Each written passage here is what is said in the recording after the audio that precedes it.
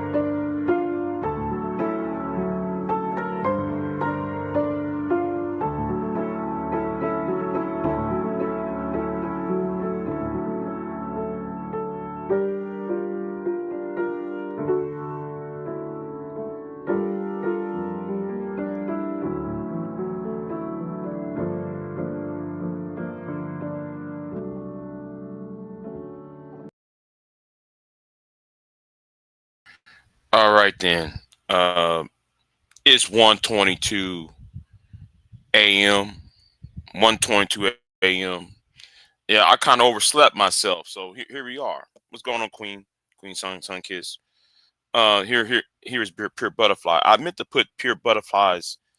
I was going to put your video in the description box, and I was going to put your video in the description box, but I'll put that in later on. So um, let me just put this up here as a disclaimer. Because I'm gonna play a couple videos first before I begin to speak. All right, I'm gonna start doing that first. I'm gonna cue this up, and so we can go here. All right.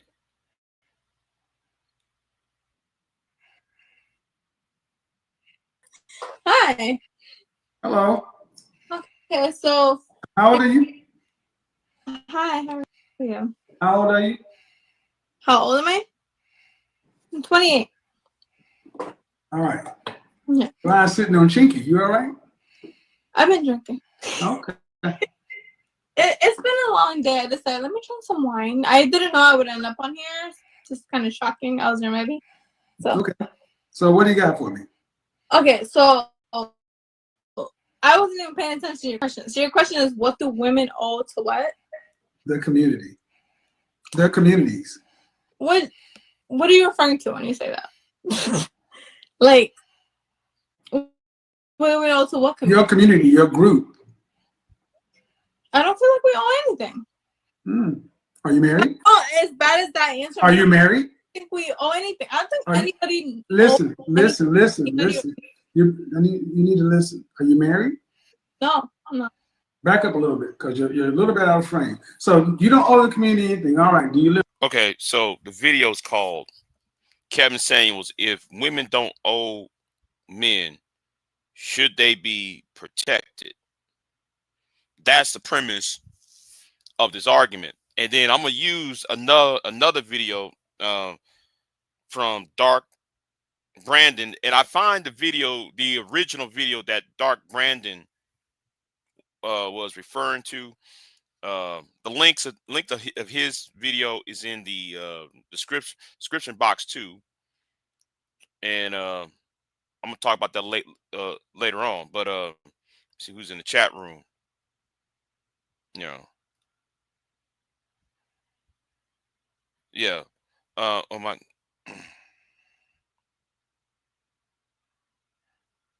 Yeah.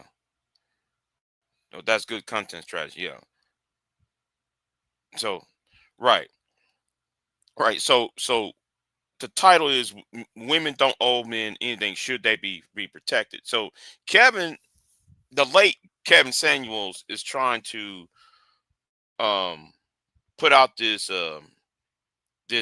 message that if you are single and or whatnot, you should not be protected. Well, I'm gonna be fair about it. I think that's the premise of should women be protected if they don't have a man around,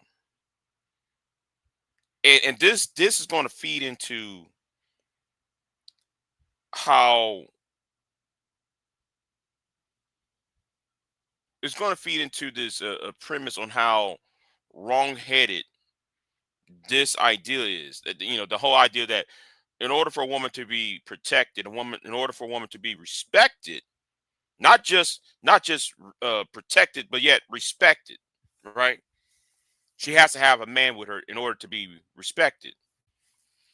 You know, not understanding the dehumanizing of half of the population, and this can extend to those who are women who are lesbian, women who are queer. That also extend to that level, because if a woman does not have a man, or she's divorced, or what case may have you, she doesn't deserve X, Y, and Z from a man. So so this is the premise, and how the premise itself, the premise itself is a flawed one, and it's arcane. It's a foundation of patriarchy. Yes, yes, and I'm going to talk about how patriarchy is the reason why men are unhappy. Now I'm gonna say this right now. I'm gonna be of two minds, because I'm gonna speak as myself.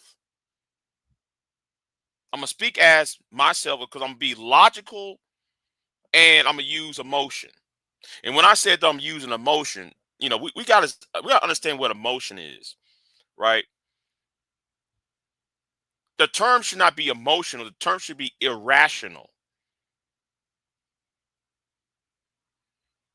That's the issue. Is be irrational, not everybody has emotion. It's the being irrational in your emotions. So I'm gonna sound like I'm being of two minds, but I'm getting to a point later on, hopefully later on in this live stream. Let's continue. Live by yourself, or do you live with someone? No, I live with my daughter and my mother. All right. So if somebody was coming to threaten your home, and your neighbors, and your male neighbors saw that, they would owe you nothing. Honestly, no, they don't. Okay. I don't. And that's the world you want to live in. No, it's a thing. Okay, I understand where you're coming from with the whole neighbor thing, like with the whole question with the male. Mm-hmm. Yes, I feel like as a male, you not owe, but like as a male, you should protect. For example, say someone was coming with a gun, or like with whatever to females. Yes, you would expect the male to owe anything, but at the end of the day, they don't owe anything. That makes sense. So let me get this straight.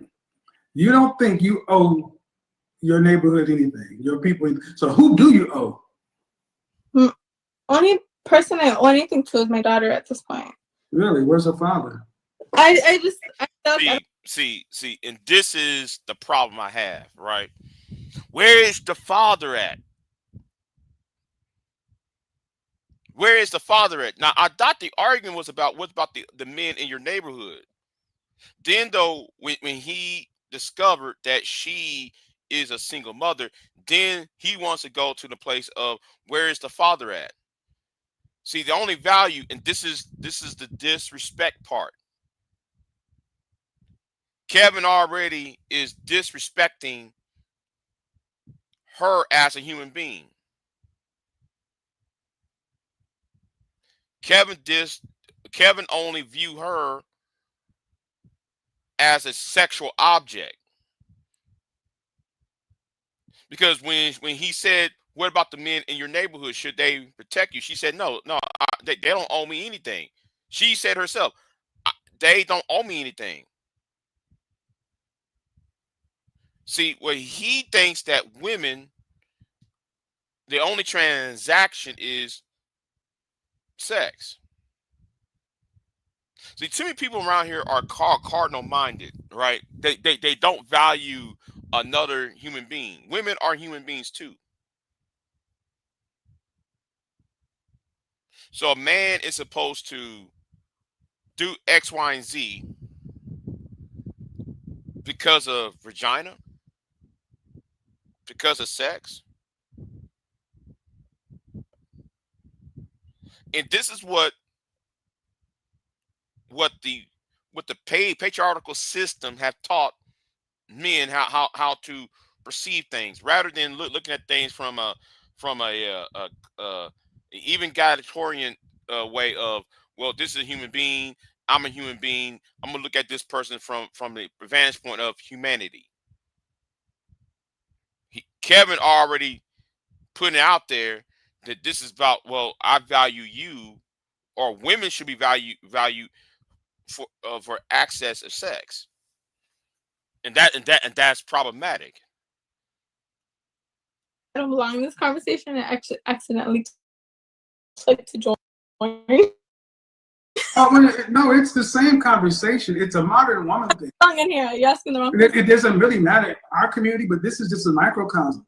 I'm listening to a woman that says she lives with her mother and another woman. That's 3 females. You're the most vulnerable. If the world's ended tomorrow and government ceased, you would be the most vulnerable because you can't defend yourself. The reason you can say this stuff, the reason you can the reason you can say this stuff is because you have government, 911, and everything else. No, not even that. I've never thought of anyone owing anything to me. If that makes well, did you grow up in this country? Did you grow up in this country? See, and he's missing the plot.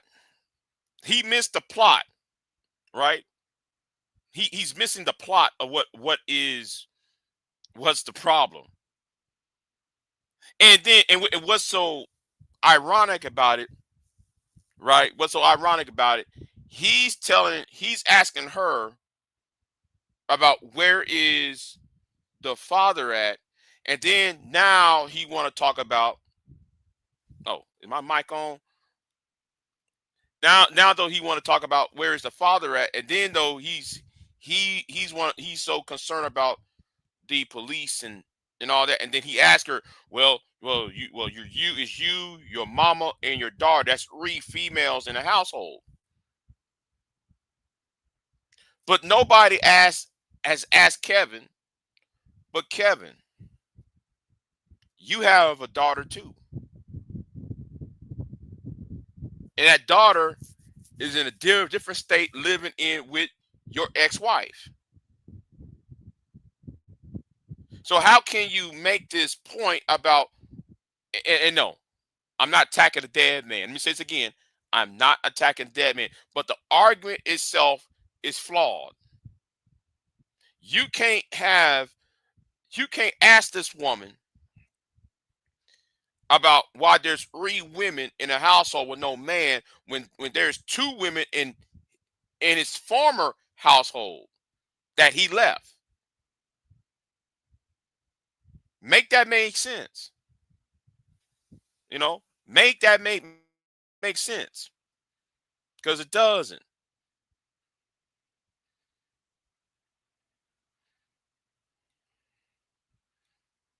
Country? Yes, I did grow up in this country. Okay, did you go to public school? The Did you age- go to public school? You can't overtalk me.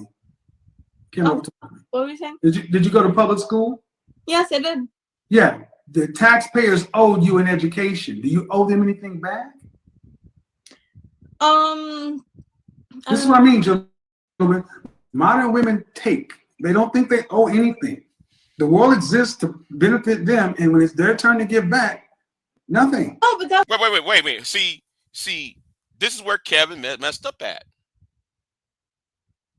She said she owed her daughter, right? She said she owed her daughter something. Well, wait a minute. That's her child. Every mother, every father too, have to owe a good life for their child, and raising and rearing of that child.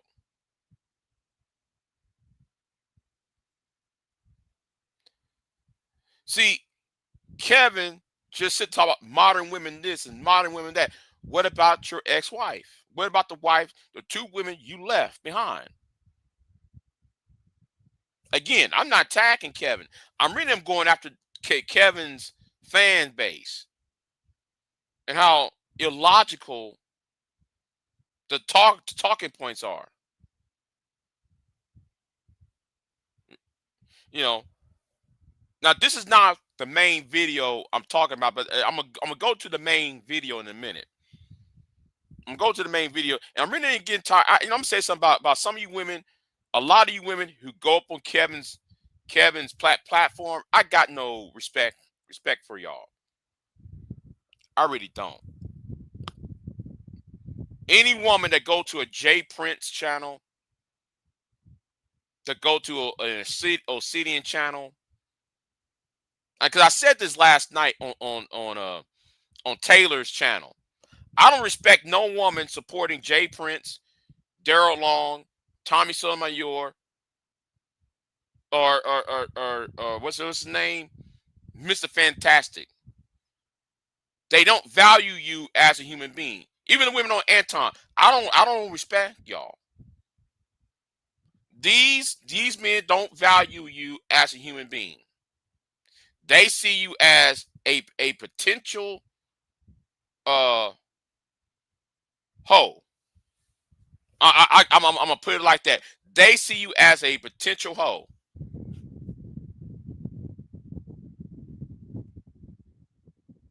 And the sooner you find out, the better. But they don't respect y'all. They don't respect your humanity. You're just a sex object. A human, a walking sex toy.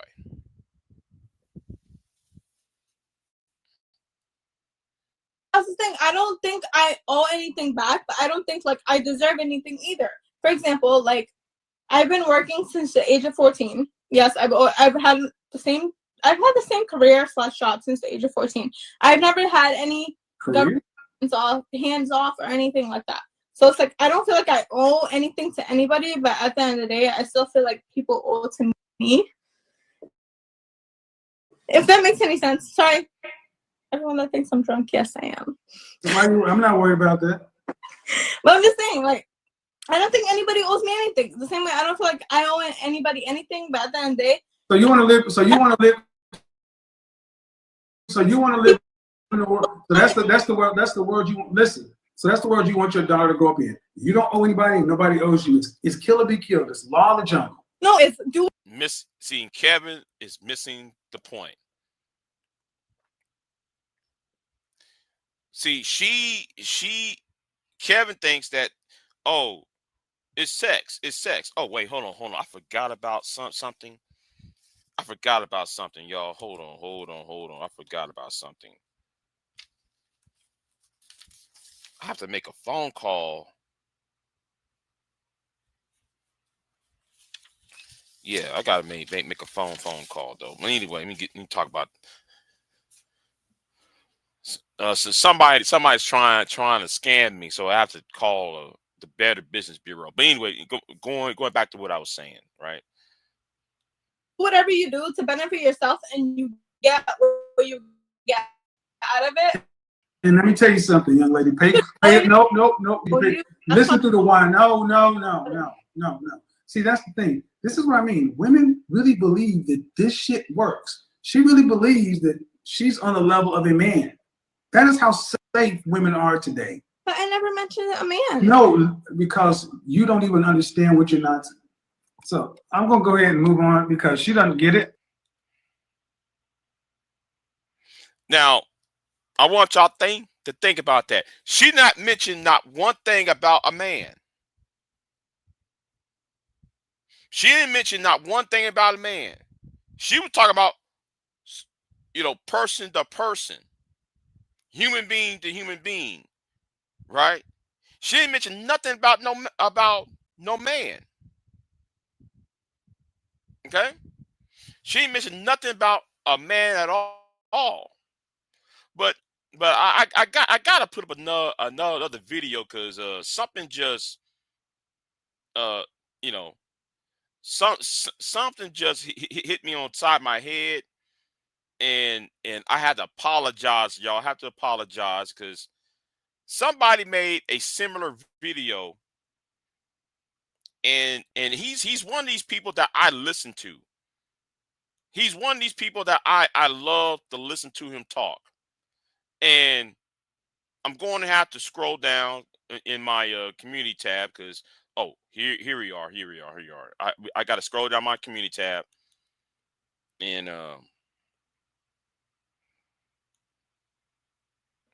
yeah, I'm going to have to go here, right? Listen, it's called. Yeah, I had to go here because I forgot to put this up because I put this on my community tab a long time ago. The problem with this being the case, we take pride in this. As men, we take pride in this. We take pride in our ability to take care of. We take pride in our ability to be responsible for, to be the one who solves problems, who bears the burdens. We take pride in that.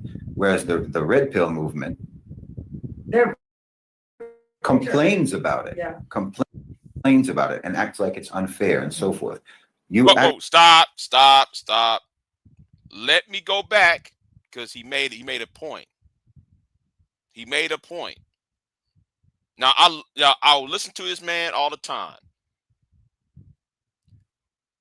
I agree with him when it comes to the Palestinian state. I agree with him when how the Western society for the last 500 years has been mistreating, colonizing, enslaving people around the world. Especially people of the global South. It's places, stuff like that. So I'm gonna replay what he just said, and he's talking about the manosphere.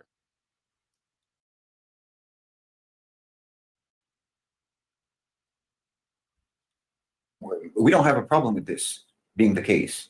We take pride in this. As men, we take pride in this. We take pride in our ability to take care of. We take pride in our ability to be responsible for, to be the one who solves problems, who bears the burdens. We take pride in that. Whereas the red pill movement, they're complains about it, complains about it, and acts like it's unfair and so forth. You actually have a problem with being a man. You actually have a problem with the burden of masculinity because it's a burden to you, not something that you're proud of, rather than being proud of the fact that you're the one who can bear the burden. You're actually trying to inculcate in men weakness and feminine qualities, and no offense to women, but the feminine qualities of not wanting to share the responsibilities and so forth, rather than taking pride in the fact that you're able to take a responsibility and to take care of people. Boom, right?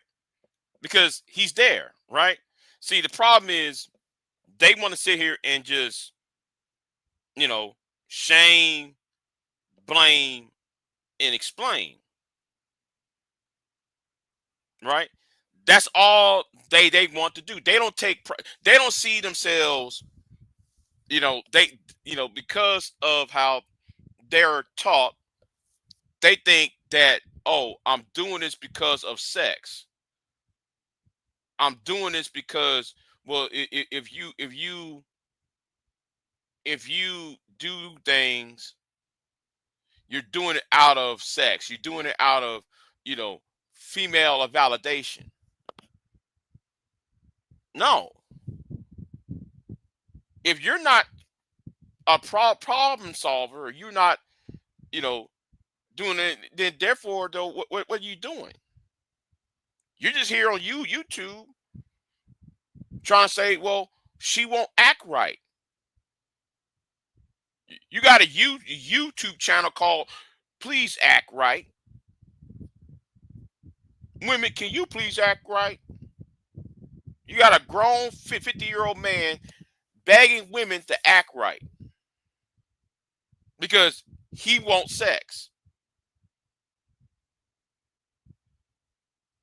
When in reality, boys and young men, especially those in the lower economic class, those of us who are black, those of us who are Hispanic, those of us who are Native American, those of us who are Asian, especially those of who are of a certain social economic class, is not being treated right by the patriarchal capitalistic structure that we live under. So a lot of these people in this part of YouTube miss the point because they want to shame. They think shame, blame, and explain is the key. No, you have to slay the dragon.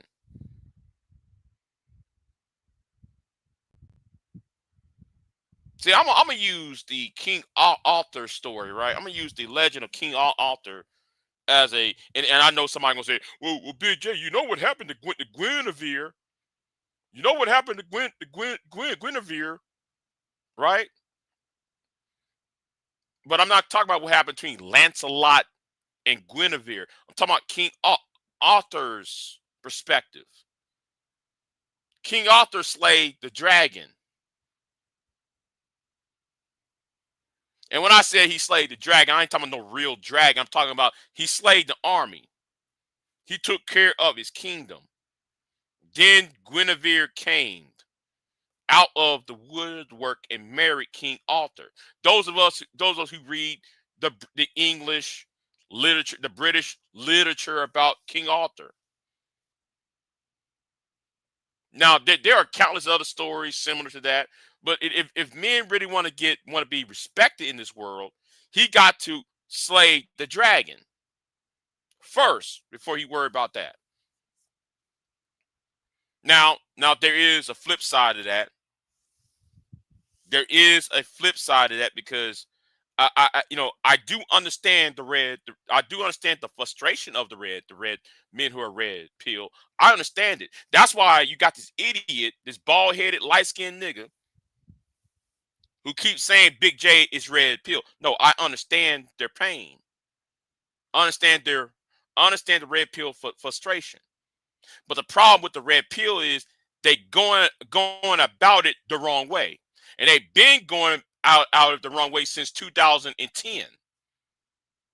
Since, ever since Gamergate, ever since the start of the black gender war, they're missing the point of who should get the blame. Women are not to blame. What women do is a symptom. They're not the cause. Because women are reacting. They're not causing. They're only reacting of the result. They're not the cause. They are the result of the cause. When it comes to dating and mating. And yes, I understand. It's frustrating.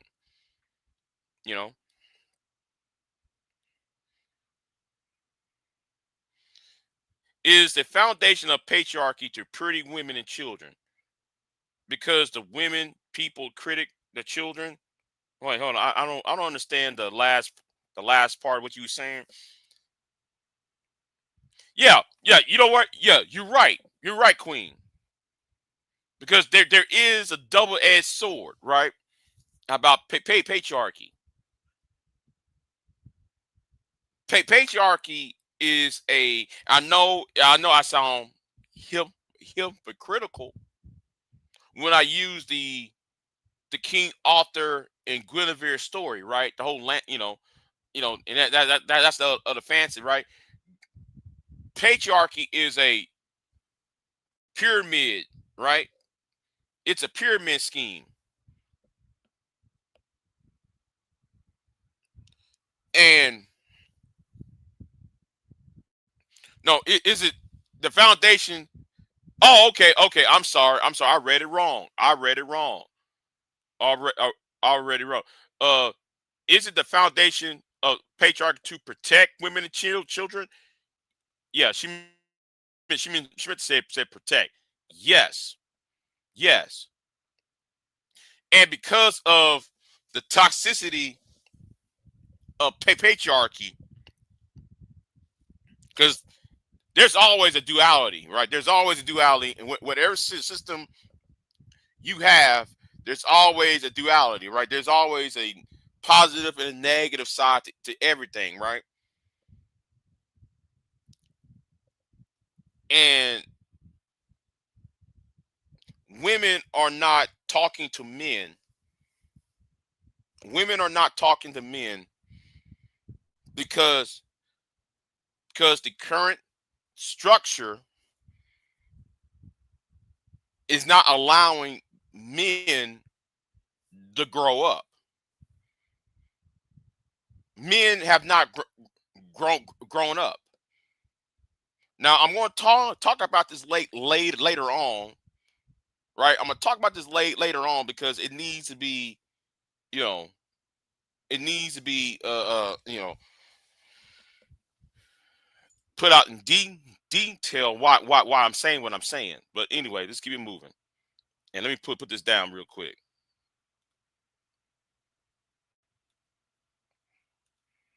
The people over whom you have authority and responsibility. This is also, the whole red pill movement and the men's rights advocacy and whatnot is like the infantilization of men.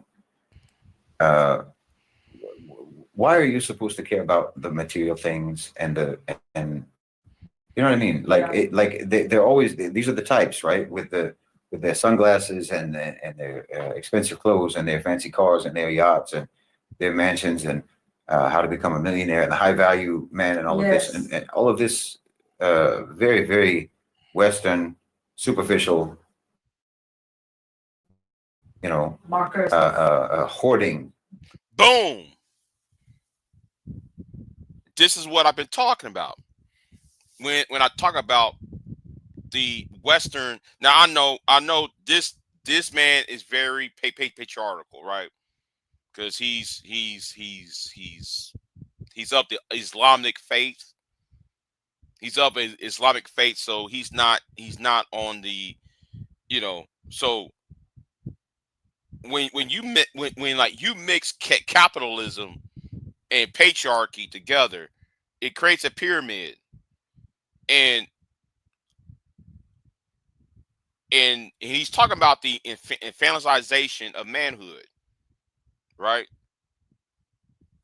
Women changed since 1945. Women changed. The attitudes of women changed. Men did not change. Men's attitudes, men's behaviors did not change at the greater scale that women do. When women got out of World War II, having all these jobs because the men was out there fighting,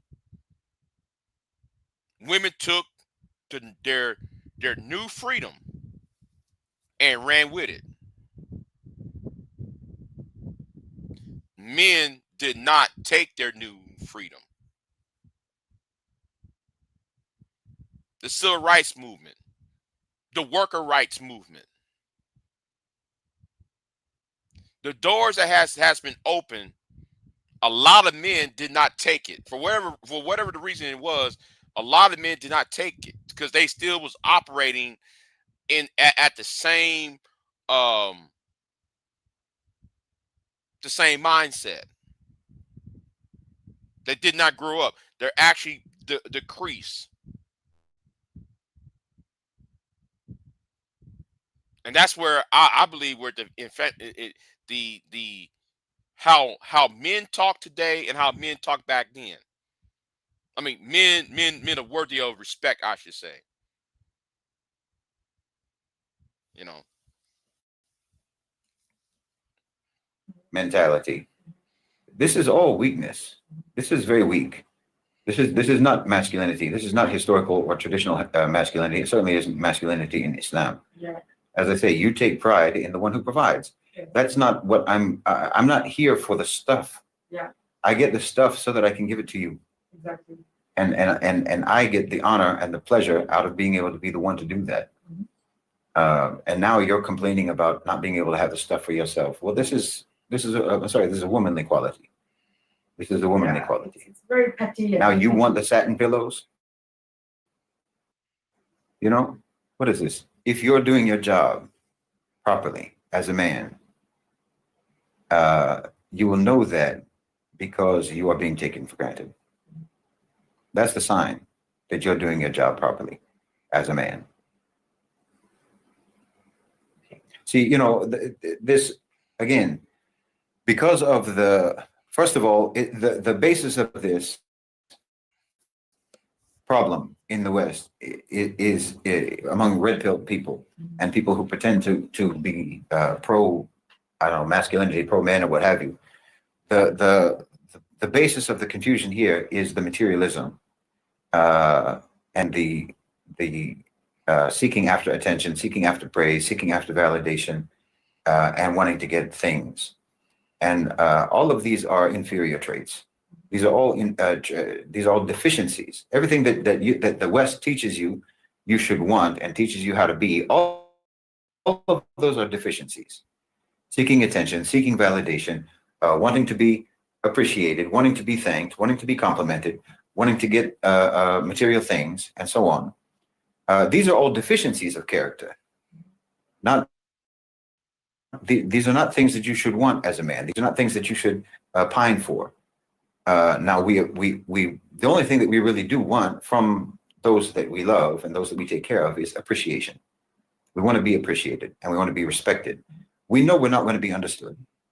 We know that we're not going to have that. We know that our struggles, we know that everything that we grapple with and everything that we do is not going to be comprehended by those who we take care of, which is why we're the ones taking care of them. You understand? Because we're the ones who have the qualification to do that. You're proud of your strength when it's just muscles. You're proud of the burdens that you can carry when it's just physical. But the psychological burdens you carry, the responsibilities that you carry, you're supposed to be proud of that. Yeah. You know what I'm saying? So you should have the same approach. Like you want to be the one who can carry the heaviest weight. When you're at the gym, you want to be the one who can bench press the heaviest weights, the biggest bench press or deadlift or what have you. You want to be the one to do that. But when it comes to responsibilities, you don't want to be the one to do that. Why? When the one is not actually an indication of your masculinity, but the other is. If you can bear all of the responsibilities, you can bear the psychological struggles that men have to go through in order to take care of their families, you can bear that without any of the anxiety or the stress or the turmoil that goes on in your struggle touching your family. Right. So let me go ahead and see who's in the chat room here, right? Yeah, Middle Nation. Yeah. That's his channel. His channel is called Middle Nation. And let me say this to BJS, because I know, man, you watching, right? I know BJS and AB Media, because y'all have y'all never going to talk to him. I know that Anger Man, this man got under Anger Man's skin. He got under Anger Man was crying for 2 days behind him. Anger Man was upset about this man. This man, this happened like 6 months ago. Anger Man, he was checking Kevin Samuels, right?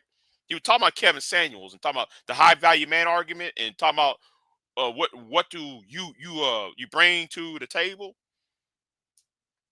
Anger Man saw it, and Anger Man went on a rant for 2 days. You know what? I love this man. It's classic. He didn't have to mention Anger Man's name, but Anger Man was just hooping and hollering. I love it. I love seeing Anger Man cry. I mean, not crying, but I love seeing Anger Man upset. But anyway, but this is not the main point I'm about to make, because I'm gonna say this right now. Y'all might think I'm gonna be a hypocrite because I'm talking in a logical term at this point. But I'm gonna talk about myself, and when I said talk about myself, it's gonna sound emotional, right? I'm gonna talk about that later on, because I do understand the red pill, and I do understand why, because I share a lot of the red pill angst, right? Of how certain women act towards men, and some of y'all know about me on the real side on why I have a problem, right? Um, how it's difficult for, in this case, black men to get with a black woman. I'm about to go there with that, because I keep running into this roadblock. It's the same point, and but anyway, I'm gonna keep it moving though. Yeah. That's something that a man is proud of. You want to keep all of everything that you're going through completely apart from your family, from your wife, from your children, and so on. No one's supposed to know what you go through. And if you want people to know what you go through, then I'm sorry, that's not manly. That's not masculine at all. No one's supposed to even know what you go through. That's why I said, if you're doing your job as a man, you'll be taken for granted. Men want to solve problems. And men. I disagree with his last statement, because that's why you see a lot of men joining the red pill and being self-destructive. That's why I see some men are committing I'm gonna say it since I'm on YouTube, committing self-deletions because they don't know how to seek out help from other people in a legitimate way. So I disagree with him on that aspect. Okay, I disagree on that part, but this part I'm agree with him on this part. Their wives to be happy.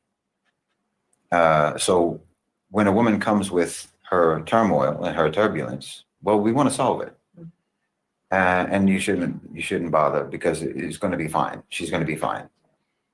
Like if you ask a woman, coffee, tea, or milk, or what have you, like they ask on the plane, she'll ask for tea, but she'll ask if she can have a storm in it, because they like to have a storm in a teacup, and that's mostly what women deal with.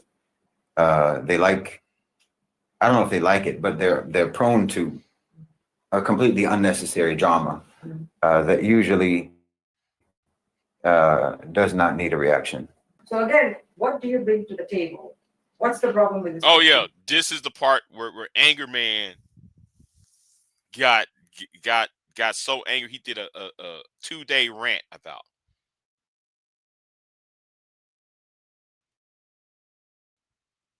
Well, video, by the way, especially on TikTok, it went around a lot, and I think it went around a lot. Oh, and watch what he's about to say. Watch what he's about to say, because while like Anger Man was so angry, but he really wasn't. But I want you to watch though. This is why Anger Man, and AB Media should have shut their mouths, because he's about to say something here, and yeah, because he's right. What he's about to say that he's right about. Hold on. By a lot of women shared that video who would never be invited to the table in the first place. Because my point in that video was, it's my table. I'm the host. I don't need you to bring anything. If I have invited you to my banquet, to my feast, you don't need to bring anything. It's not a potluck. I'm the one who provides, because that's what a man is supposed to do. We're the ones who provide. So I'm not asking you what you bring to the table. I have already, just like when you do invite someone to your dinner, when you invite someone to a banquet, it's not an open invitation. You have guests that you select, that you want to bring to your table based upon the fact that you think that they're going to be good guests, that you already appreciate them. You've already vetted them, Yanni. So there was a lot of people who shared that video and who commented on that video and who liked that video, who would never have been invited to the table in the first place. Boom. So I'm glad he went there, right? I'm glad he said it. Some of the women in this space were sharing his video. There are a whole lot of women in this space that was sharing that video about what you bring to the table. And he said this: the women who were sharing his video should not even be invited to a table in the first place, because the women, because he's really talking about the women who hate men, the black women empowerment crowd, the BWE crowd, the divester crowd, the pink pill crowd, the women who complain about men all the time, whether they're white or black or otherwise. They're the main ones trying to use him, and he see the point. He saw the point. These women are trying to use him as a weapon. See, yeah. The same women that will take the table video he made, that anger man. Those same women don't deserve to be invited to the same table, because these are the same women. Yeah, they shouldn't be invited to the table. Right. And that's what I said on Taylor's platform last night. I said this on Tay-Tay's channel last night because I went on a rant. If you're a black woman, no, scratch that from the record, because this has nothing to do with race. Because I'm also talking to white women too. I'm talking because I'm more around white women than I am black. I'm talking to both of them because they do this shit, and it's getting on my fucking nerves, right? But anyway, I'm the same women that will complain about men all the time, the ones that show up on Sharon's channel, the ones that show up on Jay Prince's channel, the ones that show up on Daryl Long's channel. They keep on doing the same old thing. And I said this on Taylor's last night. Too many of you broads out here open up your wallet and open up your legs to these bum ass niggas that y'all complain about. You don't deserve to be invited to the table. And that's why I was frustrated. I said this out of very frustration on Taylor's. Because the thing is this, right? Black men ain't shit. Black men are dusty. Okay, if black men are dusty, and if black men ain't shit, right? Then why would a Cynthia G get in bed with a dust mite like Mr. Perkins over there? I forgot his first name. What's his first name? The guy, his last name is Perkins.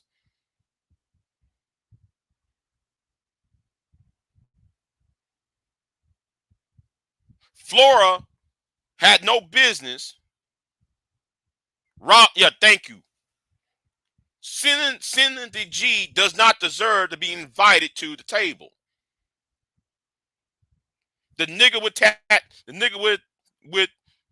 the tattoos, yeah, Robert Perkins, right? Everybody know Robert Perkins had all these men. I mean, I'm sorry, had all these women rather. I don't know why I said men for. Have all these women impregnated. Cynthia G is not the only YouTuber he got with. There used to be a woman called I forgot her name now. RWS. There's a woman named there's a BWE woman by the name of RWS. She had a relationship with the same nigga that Cynthia G had relationships with.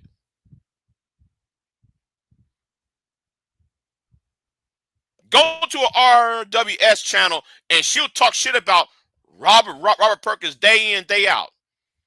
And Cynthia G will sit there talking about flew from one side of flew all the way from the West Coast to the East Coast to get in vicinity of this man. But black men ain't supposed to be shit. But he got children all over the place.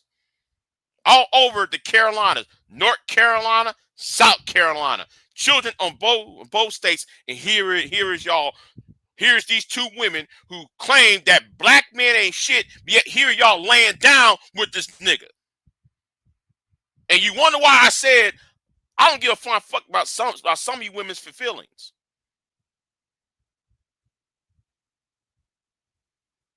So no, you should not be invited to the table. He's right. He said the women who are sharing that video that's really pissed off the anger mans and the BGSs of the world. You should not. He's what I'm gathering from is you women are just as bad as the niggas that as the men who y'all complain about.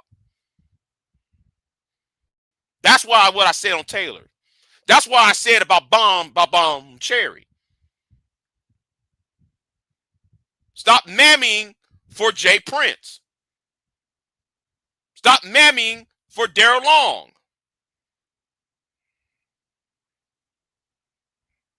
And I said what I said on Taylor's channel the other night, over the weekend.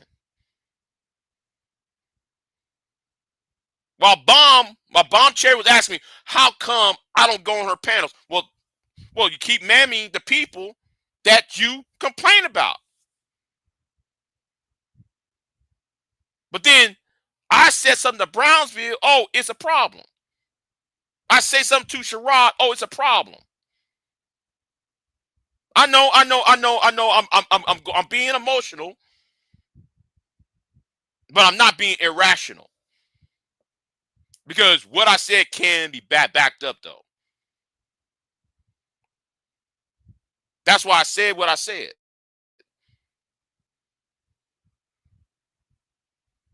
Last night, Saturday night, you know, I said what I said. What I said. You know, got these women over here talking all this. You know, black men this, black men that. You know, and then y'all climb up in bed with the same ragged well, these raggedy ass Negroes. But when somebody else, when another man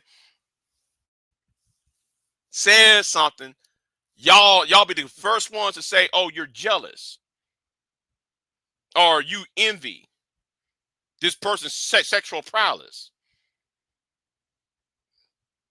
See, this has nothing to do with sex. This has something to do with a value set. I have a problem with some of y'all's value set. And then you got some woman, and I ain't gonna say no names.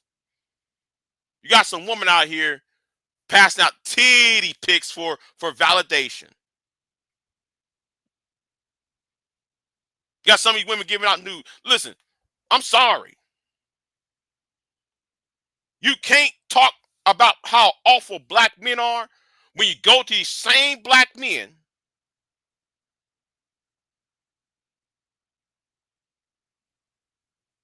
and complain to me. I remember that one time, you know what? I'm not even going to talk about myself. I'm going to expose the manosphere, right? I'm going to talk about expose the manosphere for a minute. Expose the manosphere in his channel, right? When he went after the manosphere, when he went after the manosphere, all the women praised him, and rightfully so. But expose the manosphere, and some of y'all, we all know who his real name is, right? Dr. Aaron Fountain, right? Dr. Aaron Fountain, right? So when Dr. Fountain said, was talking about how dangerous the online community that is the manosphere, the talking points, their demeanor, the message. When he was talking about, the women was loving it.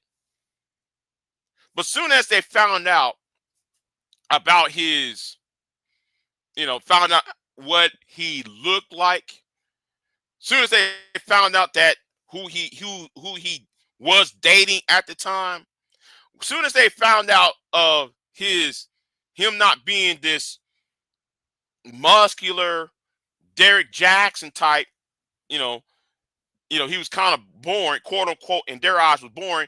They said, like, this nigga lame.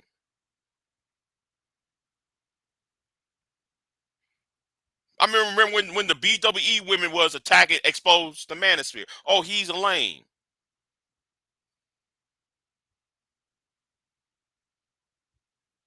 That should let you know about you women in this space, because you women in this space ain't shit either. Because y'all try to take down my channel too. It's not really the men that trying to take down my channel. It's y'all. And one of you women, if I find out who you are, I'm gonna sue the shit out your ass. You know who you are.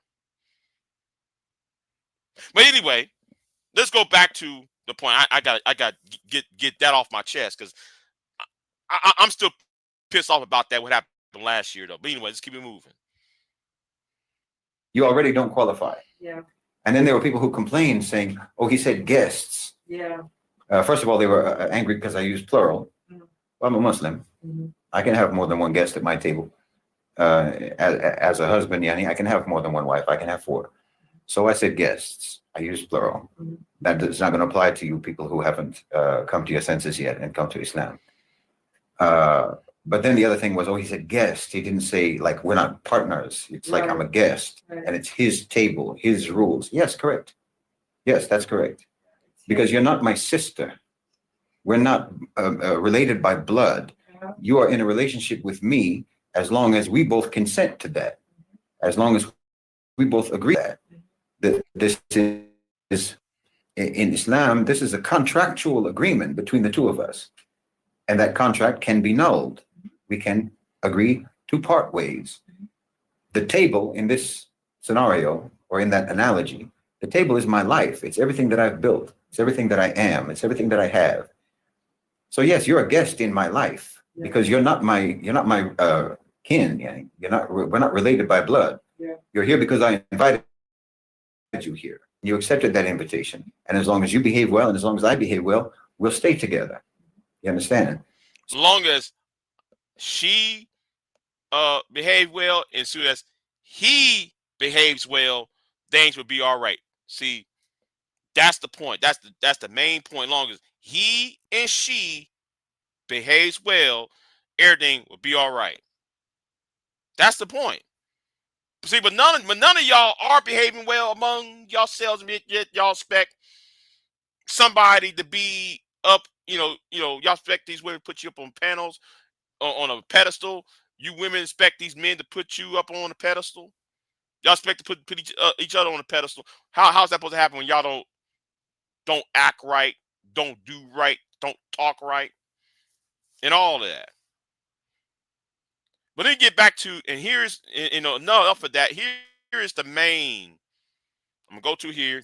This is the main. Here is the main.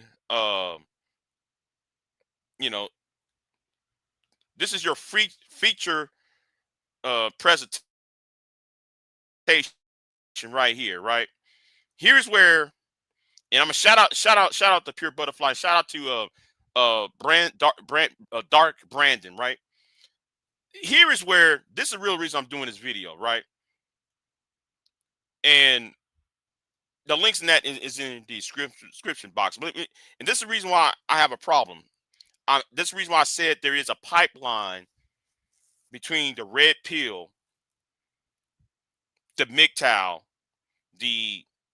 have you ever noticed a lot of the MGTOWs and the red pill community and the manosphere as a whole are support Donald Trump?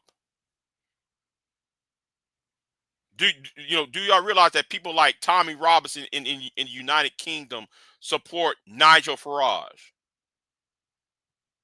Or how the people in France support the manosphere that's in France support I forgot that woman's name who ran for president of France over there. See, for me, this is a global problem. This is an international problem that I see with the red pill philosophy and who they support. See, I'm a student of his history, right? They're blaming the problem on the wrong person. The person who they should blame this on, they're no longer around. And even if they are still around, they are in wheelchairs and in nursing homes. Grant Paul sold this country out. And a lot of these men who are MGTOW incels, they can't understand. They're so uneducated. They don't even know who is doing them the harm. It was the practice and standards that their grandpas created. Now, when I said grandpa, I want y'all to understand, I'm not talking about their family members. When I said grandpa, I'm not talking about some old man. I'm talking about the people who created the conditions 80 years ago, 80, 90 years ago. These are the people who I'm referring to. Anyway, let's keep it moving. Very rude awakening. What do I mean by that? This video was inspired by a conversation that I had with a female friend from the gym. I talked about her in another video. We talked for a while, and this is something else that had come up with her. Dating came up, and she went on to talk about how she's enjoying being single. She's now at a point where she just prefers being single. And as we dove a little deeper, she said things like, women don't need men anymore. Women are making their own money now. They don't need the protection from the barbaric, abusive, controlling lunatics of the past. And I told her, you do understand that what you're saying is pure, unappreciative arrogance. You are operating in a world, in a system, a structure, a big machine that leans on good men upholding those laws and values and all the safeties and luxuries that you're now, taking for granted. She's taken for granted the roof not leaking. She's taken for granted the electricity working. She's taken for granted the water running. She's taken for granted the fact that it's going to take good men to protect her from the monsters if the monsters decide to show their face. And if we step back and think a little deeper with the current dating situations and just the economy and everything, most young men are not happy. And let me sit here and say this. Yes, most young men are not happy. Most young men are not happy. Even back then, even when I was young, right, in my 20s, right, and I think Pure Butterfly, who's is in the chat room, she would know that I'm not a happy person. Even when I was making videos over here, when I was in when I used to be on Blog Talk Radio, when I used to be on, I was not a happy person. A lot of young men are not happy. And even today, I'm gonna talk about myself personally. I'm talking about myself now. I'm not a happy person. I'm sure there are a lot of men between the age of 18 up to 50 who are not happy for various reasons.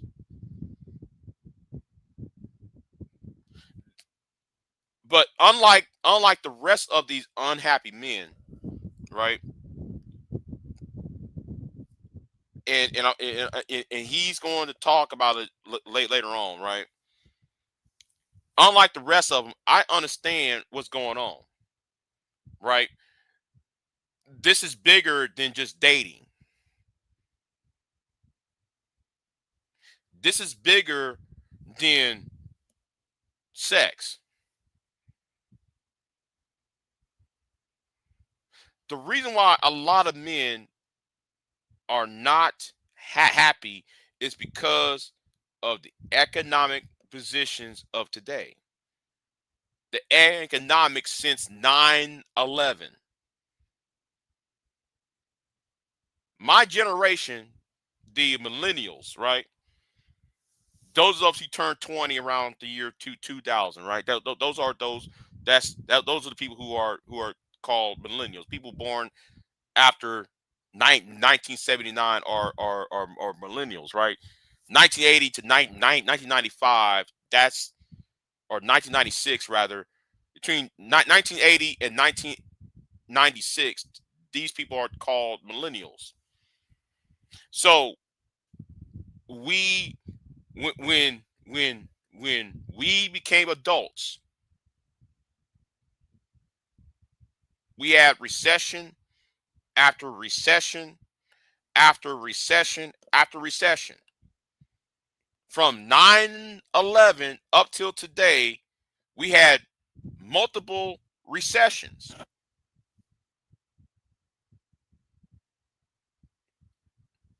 And because of those recessions, and also we also have COVID, we have the pandemic adding on to it. Some of us is like frozen, like, oh my God, I can't get the house I want. I can't get this I can't buy the property I want. So there is a paralysis of movement.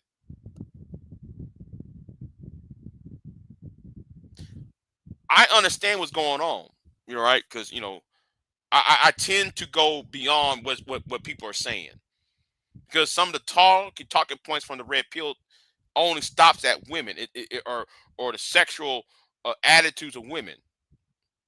It doesn't go beyond, oh, why are women are acting a certain way. Women are not approaching men. Women are not liking men. Women are not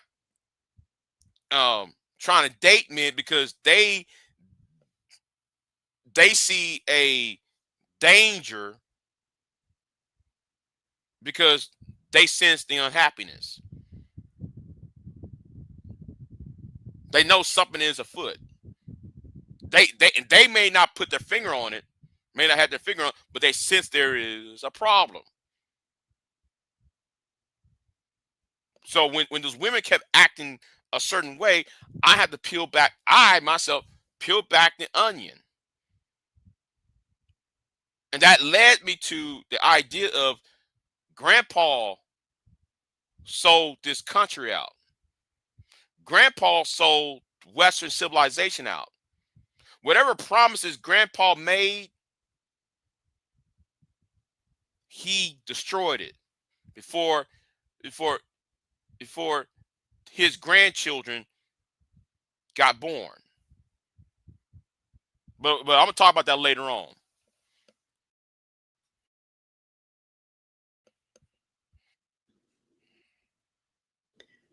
Most young men have at least they feel like they have no good reason to be a good man. Very de-incentivized.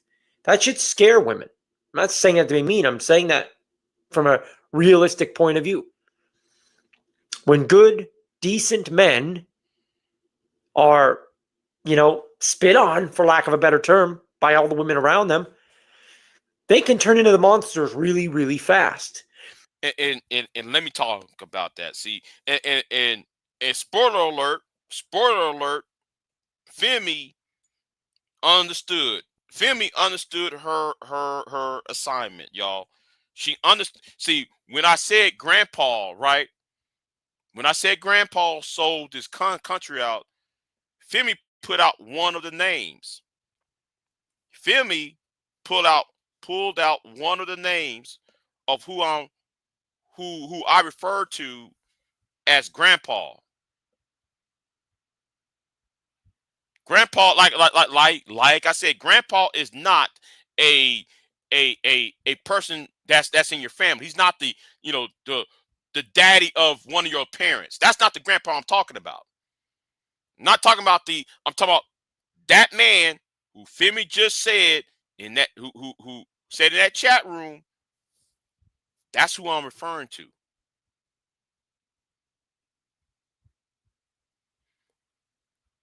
He helped create the conditions that we are in. And when I say Grandpa, understand, I'm not talking, it doesn't have to be a man. I'm talking about an ideology that this person that Femi put in the chat room.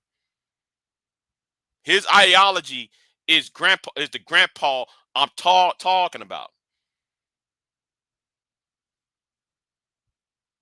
The policies by Ronald Reagan, the policies by Richard Nixon, the policies by Margaret Thatcher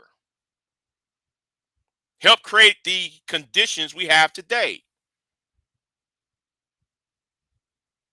Now, I'm going to talk about that in a minute. I'm going to talk about this in a minute. But too many people are so focused on the dating part. Their policies affect people of to the day. So anyway, let's keep it moving. And I worry all the time about our future as a society when I see this many young men that are not happy. They're not happy with their dating situation or lack thereof. They're not happy financially. And that coupled up with women using their sexuality, a lot of women, let me be clear, not all of them, a lot of women using their sexuality to make more money than ever before. With that comes arrogance and confidence and putting down all these men. You got the internet giving these young women all the attention in the world because now the dating market has become global. So these young men in their area have to compete with the smartphone. It's not going to happen. Well, here's where he messed up at, right? Here's where he messed up at, right? He talking about women on smartphone phones. It's a problem why, well, wait a minute. A lot of us, whether we millennial or Zoomers, right? And some of the people who are Gen X, right? Some of us who are Gen X. Yes, women are on their phones, but what do we do as men, as boys? Super Mario Brothers, Madden 2003, Mortal Kombat, Street Fighter, Grand Theft Auto, Taken, Command and Conquer.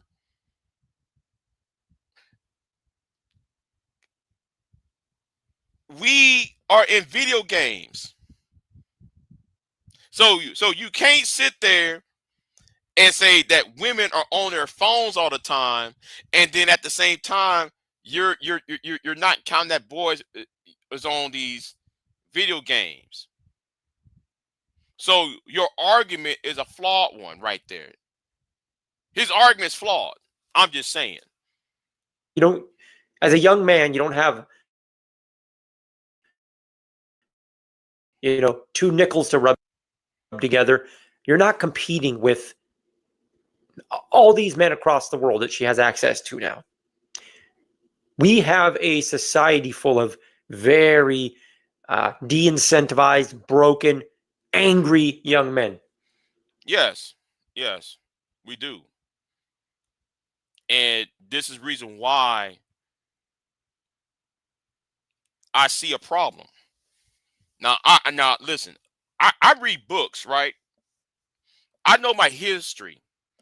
Anytime when you have a group of men, young men, who are angry, who don't have a sense of community, wars start. What happened in Burkina Faso, I'm going to use Burkina Faso, right? Burkina Faso has numerous, Burkina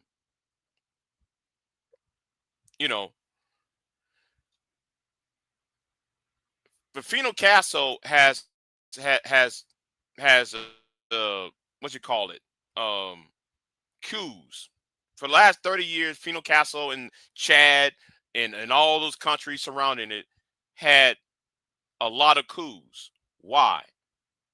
Because there's no sense of community for young men. Now I'm using this as in the context of today, right? When you shut young men out of things, revolutions and civil wars will start. Again, revolutions and wars start when you shut young men out of certain things. And I'm going to talk about that black church too. That black church is a prime example when I'm about to talk. Everybody talking about, oh, yo, man, the black community, this, the black community. Well, blame that on the black church. Why do you think I have a problem with that black pastor all the time?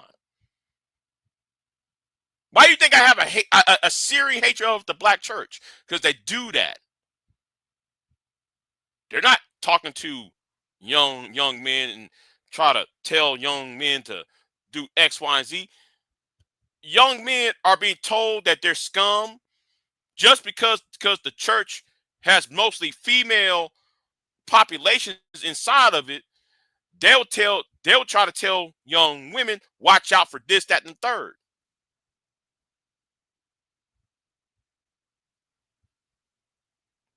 Now, y'all want to know why I have a problem?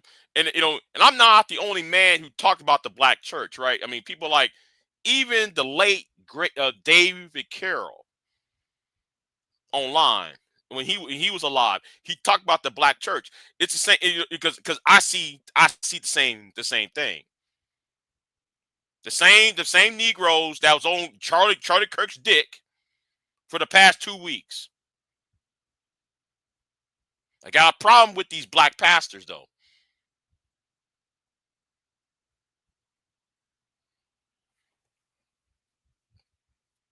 Yes, I'm putting my personal story into this logical perspective that's going out here. But let me go back to the historical narrative, right? Let me go back to the historical narrative. The Spanish Civil War is a prime example of what's going on.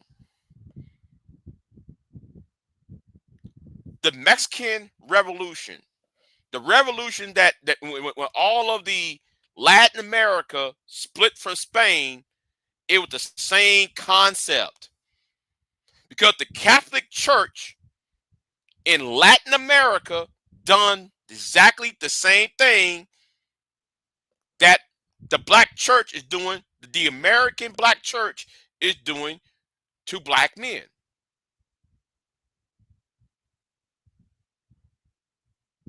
Any man that's of a lower class, they try to put a bubble around, they try to box them in. The Catholic Church in Mexico try to box down the peasant class. And a lot of these men didn't have no upward mobility, so they're stuck at the same position that they were born into. That's why Spain lost Mexico and much of South Central and South America. And that's why Spain itself had a civil war in 1935, the same concept. Whenever you box young men into a box and they can't get out of that box, understand you will have revolutions and civil wars because you're telling them to stay in their place, and all they see is their female population. You know, since women are hypergamous, women are going to marry up. Men have to stay in their own place.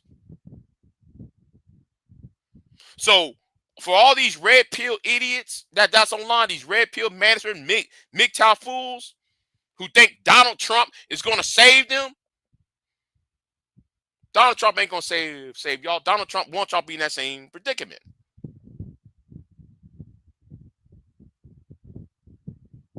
Y'all voted for Donald Trump just to see her being punished. That's why y'all keep using the term DEI on black women, knowing that white women are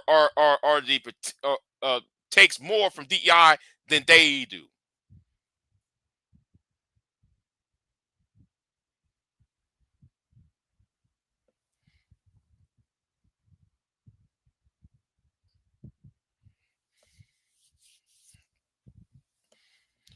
But anyway, let's keep it moving though, because yeah, I would go all night about this.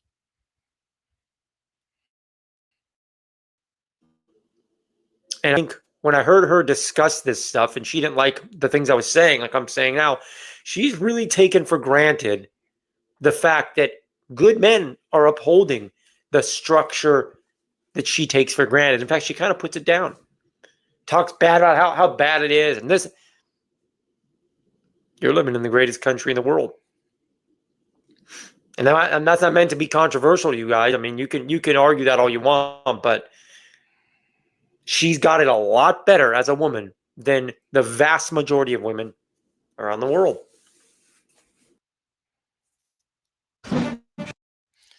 That may be true, right? But he's missing the point, right? He's missing the point. You know, he's really missing, and I don't know why that popped up in front of me.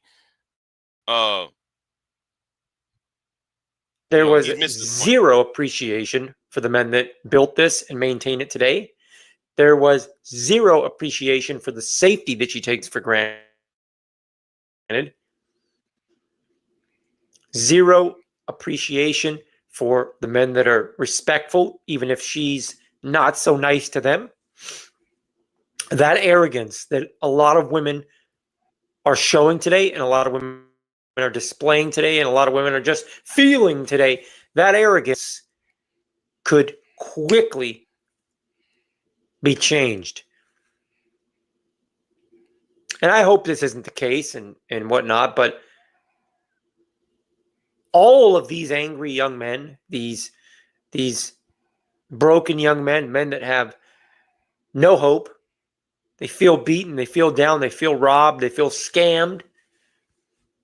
And the problem is, right, is that these men are broken men. But because they don't know who got them broken in place, they want to say, well, it's the women and the welfare system that kicked them out of the house.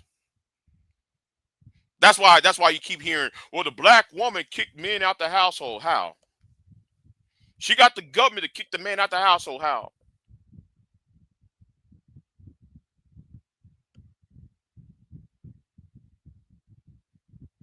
I keep asking the word how. How did the black woman? I mean, I'm gonna use his terminology because I'm getting really tired of this argument. Because this argument is a lie. How did the black female, the black woman, took black men out the household?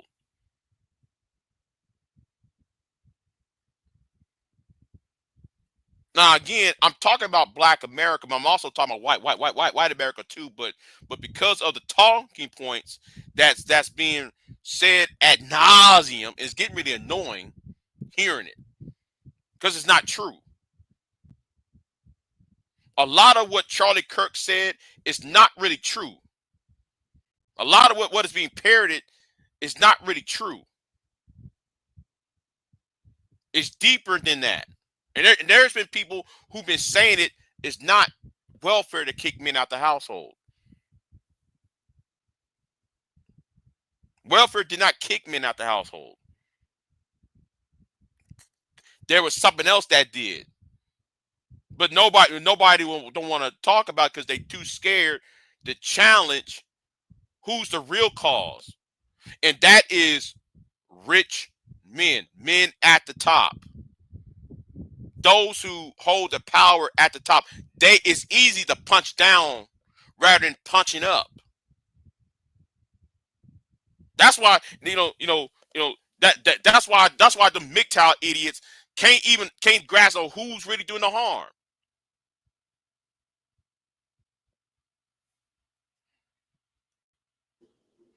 You just expect those guys to stay good guys. While you, as you said yourself, get the bag, women are making more money than ever before, especially with the DEI stuff and especially with the, the sexual market. You can just make money with it online. These angry young men are liable to not play by the rules that you're benefiting from so much, ladies. Because the average young man that reaches out to me, he is often disrespected by his female peers. He is often rejected by all of his female peers. He's made fun of, he's put down, he's embarrassed, he's shamed. Like, I hear this stuff all the time. Constantly. And I always try to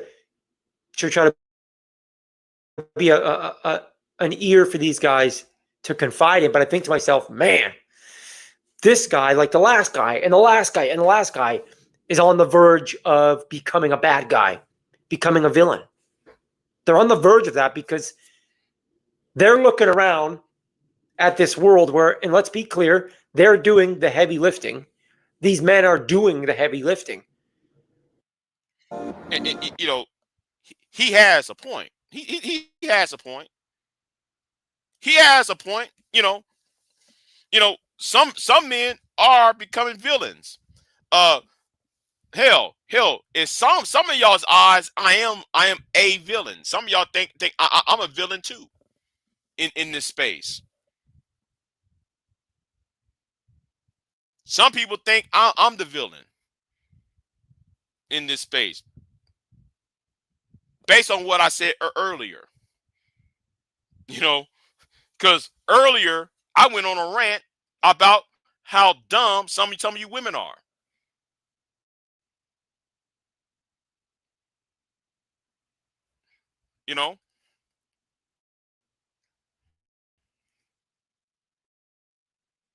They're the ones that are, most of their jobs are Mhm. unappreciated. Most men out here today that are working on these job sites, building, maintaining houses and commercial buildings, or delivering stuff in trucks, or just residential packages, or big trucks going to stores, guys that are mowing the grass and keeping the roads clean and the sewage, they're getting no appreciation. And yes, I do agree with that. There's some men on here who are not being appreciative. But at the same time, right, I think that, you know what, I'm gonna close this video out. I'm closing it because I'm tired of them ads showing up. So let me freestyle on this. All right. Let me freestyle on this, and let me put myself back on the camera, right? And put my logo back on the camera here, right? Let me go ahead and say this, right? At some point, just like what Middle Nation said, don't look for appreciation.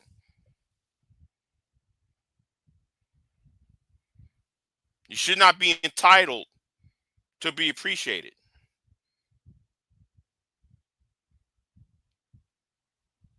You should not be seeking appreciation. And the problem with Dev does not understand. Well, what's his name?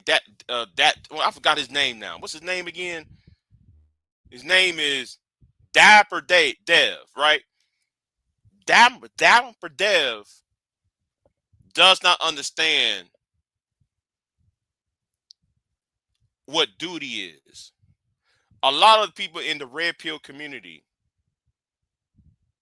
don't understand what duty is.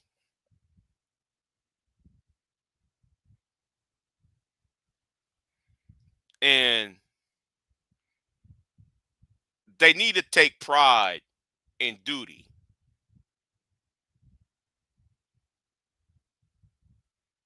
Okay? That's what they should, and I know everybody wants to be wants instant gratification, right? They want to be instant gratified. They want to be gratified in a quick manner, right? But no, serving with duty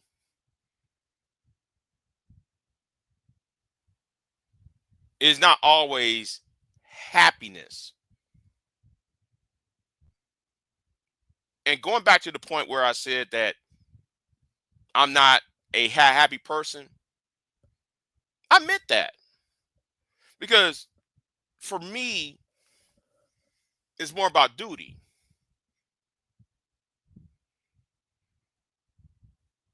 I'm content, but not happy. There's a difference between being content and being happy. Because there is a dragon that needs to be slain.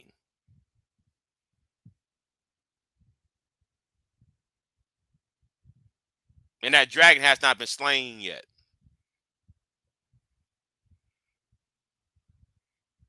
And the problem is, a lot of men think that the result is the byproduct. The goal of men is to problem solve. And he should problem solve in order to make the world a better place. Not to make, and I'm gonna be vulgar. I'm going to be vulgar when I'm about to say this. He's, a lot of men want their dick wet rather than making the world better and safer and maintain it. That's duty. That's why every time when you listen to these manosphere clowns online talking about my MGTOW brothers, right? Every time you hear them, don't let him be alone. When you have these Negroes saying that shit online, has more about the women that they try to the women that they want but can't get, rather than worrying about, well, am I making the world a better place? Am I leaving this motherfucker better before when I was born? See, we allowed Hollywood and pop culture to think that, oh, if we save, we post, if we do X, Y, and Z, we're going to automatically attain that, which is the baddest chick in the world.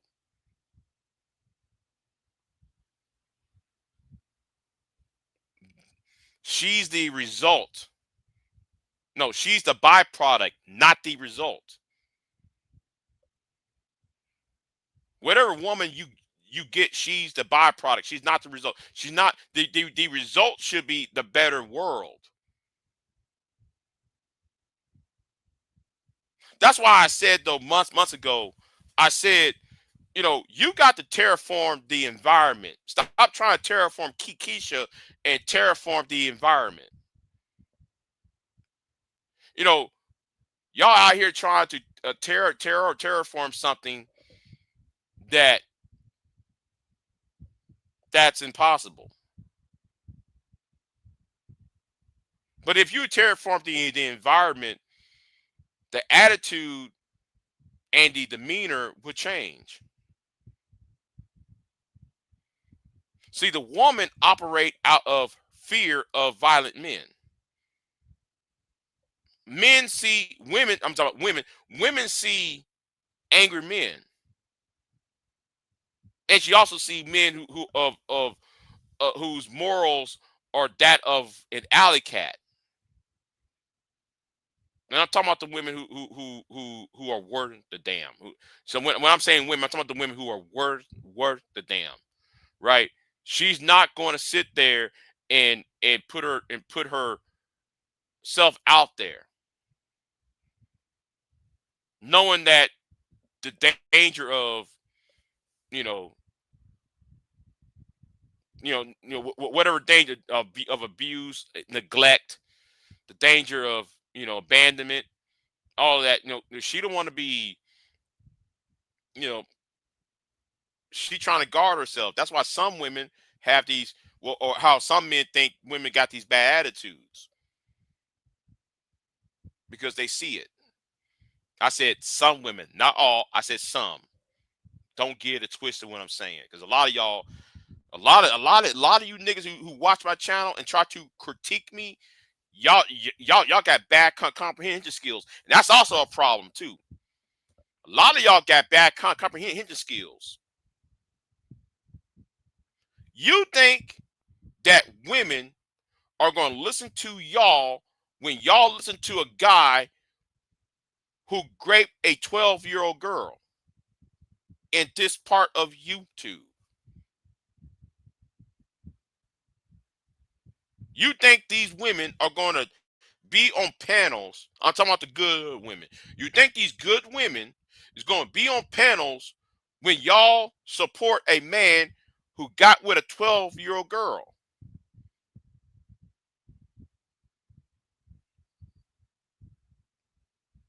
who's a known violent, repeated violent offender. I said repeated violent offender. I didn't stutter on that because I'm saying it 3 times. This guy repeatedly was violent towards other people. Yet he's writing books about black men and black women. And y'all put him on a fucking pedestal within this space.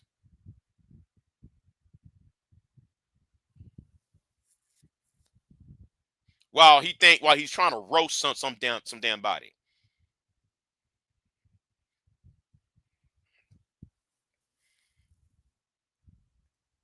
Women know this. So why should they talk to you when they see you supporting him? Supporting a guy who is a rapist. Why y'all are here defending a rapist? You think these women gonna have a nice discussion with y'all? A woman in her right mind, a woman of substance of that, what I'm saying, she's not gonna sit there, be on a panel, or try to get close to any of you Negroes if you say, yeah, man, I support my homie.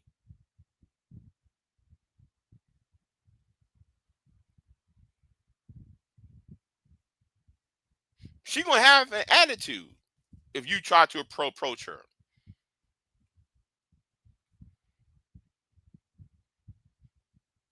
While y'all saying, oh, Big J is a lame. Well, to that pedophile, right? I'm gonna say this to you. I'm gonna respond to your punk ass. I'd rather be a lame. I'd rather be a failed YouTuber. Oh, and since though you said that, right? Let me put this picture up real quick for you. Let me put this picture up for you real quick. Because I'm gonna address you personally. Right? I'm gonna address you. Notice I ain't saying your name. Notice I ain't saying your name. Your name should not even be uttered by anybody.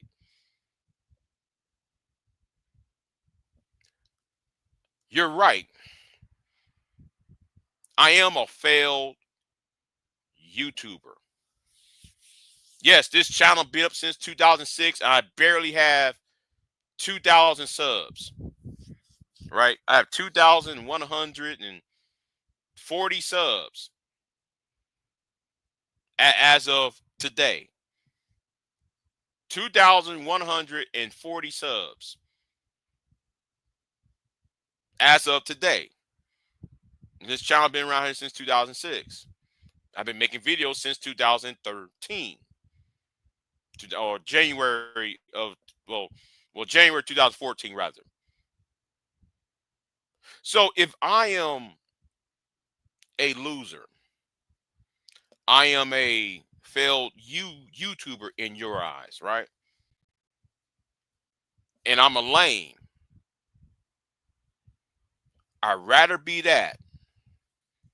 I'd rather be any of those things than being a fucking ass pedophile like you.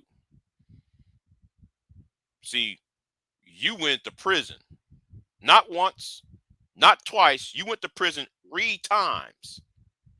And the nigga, I'm saying this to you, nigga, I know you watching me right now. You went to prison 3 times. You probably win the juvie too. Who knows? I'm not following you like that. But I do know, nigga, you are a repeated violent offender. I don't give you attention like that because you don't deserve it. You don't deserve the respect. Talking about Big J needs to respect me. Fuck you, nigga. You don't deserve any man that touch a child and who is unrepentant. And say it again, an unrepentant. See, I give out grace, right? I give out grace. But for you being a repeated offender, You don't deserve no fucking respect. I don't give a damn how much right or wrong you may be. You don't deserve that fucking respect. This has nothing to do with light skin or dark skin, nigga. You being a light skin nigga don't mean shit to me. See, I have to go personal with this punk ass nigga though. See, and that's why niggas like you is the reason why I want a congressional hearing on YouTube and their policies. I want Google, YouTube, TikTok to have to uphold their terms of service and their community guidelines, because they're allowing people like you to be on YouTube escaping your accountability, terrorizing other people. Like how you went after me and MOT and Ty City and Ramil. Like how you try to go after everybody else. How, man, you like to tag women's name in your channel and blah, blah, blah, blah, blah. No, nigga, shut the fuck up. We need a congressional hearing about while YouTube allowing niggas like you online. But allow you bums online. And how you bums who like to beat up on women like Jay Prince, and how niggas like you who grape 12-year-old girls, why they allow y'all to still have YouTube channels? But anyway,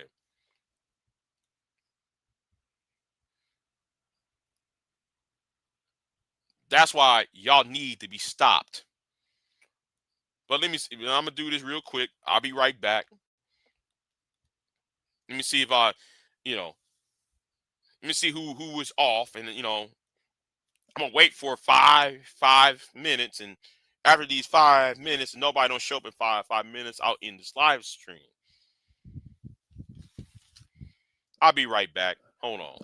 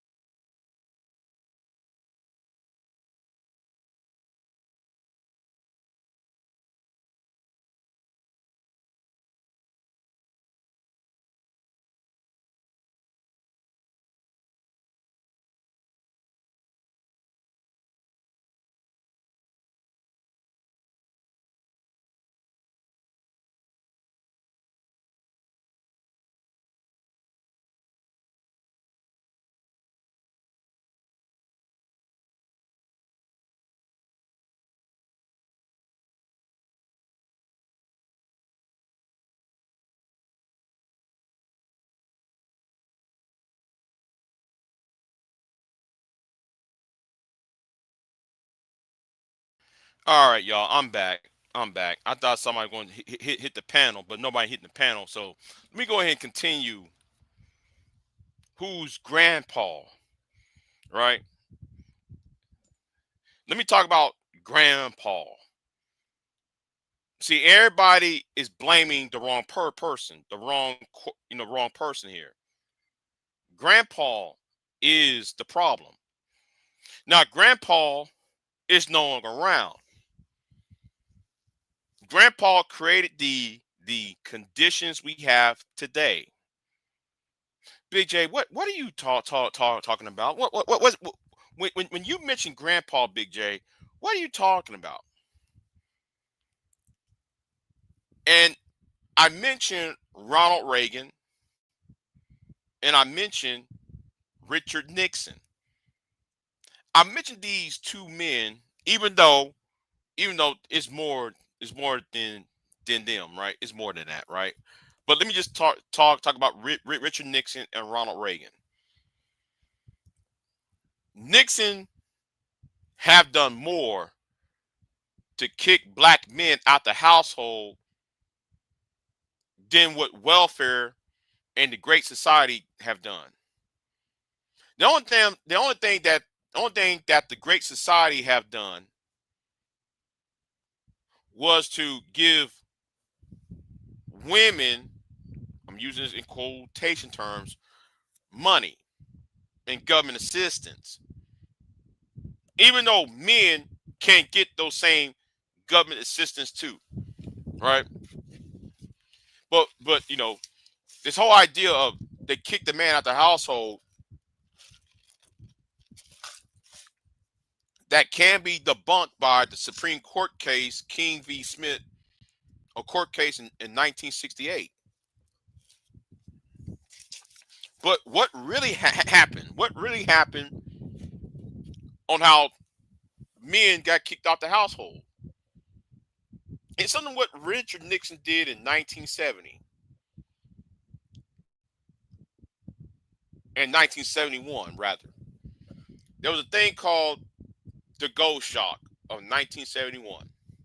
The Gold Shock is when the Europeans, it had the origins of this happened in Europe. Britain could not maintain its own resources because the decolonization of the British Empire at the time. Britain cannot attain oil and fuel from its former colonies because of the war, because of the Civil War in the Civil War that they had in Nigeria, the war between India and Pakistan. Those two wars, those two civil wars made Great Britain poor in the 1970s. See, I'm about to go deep in this because I'm doing a little bit of a backlog here, right? I'm going to tell you what happened, right?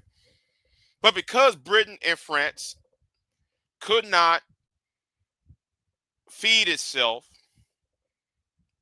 and clothe itself because of the decolonization, and then those areas that were decolonized was having their little civil wars and their internal conflicts, they could not get the resources. So the monetary value of things went up. There was hyperinflation in Europe. So Richard Nixon, President of the United States at the time, said, well, because America has not, since America is still maintained the 50 states, and America still, has been untouched by, World War II, and we still have all the factors that, well, let me just go ahead and just take the dollar off of the gold standard. And because of that, and I'm going to do a little sidebar argument that Germany and Italy and Japan start making automobiles again during that same era, during the same time period. So when that was happening, you had inflation. A lot of black men in the Midwest, in the steel industry, in the automobile industry, and although in that same location from from Pennsylvania all the way to Minnesota, the economy collapsed. People got laid off. You was in the steel industry and the automobile industry, or dependent on those two industries, you was facing inflation and also recession. Many of those people were black men. That's why black men left the household, along with the drug war. But telling y'all that y'all don't think of those terms, because those two because Ronald Reagan and in this case Richard Nixon are conservative, are Republican.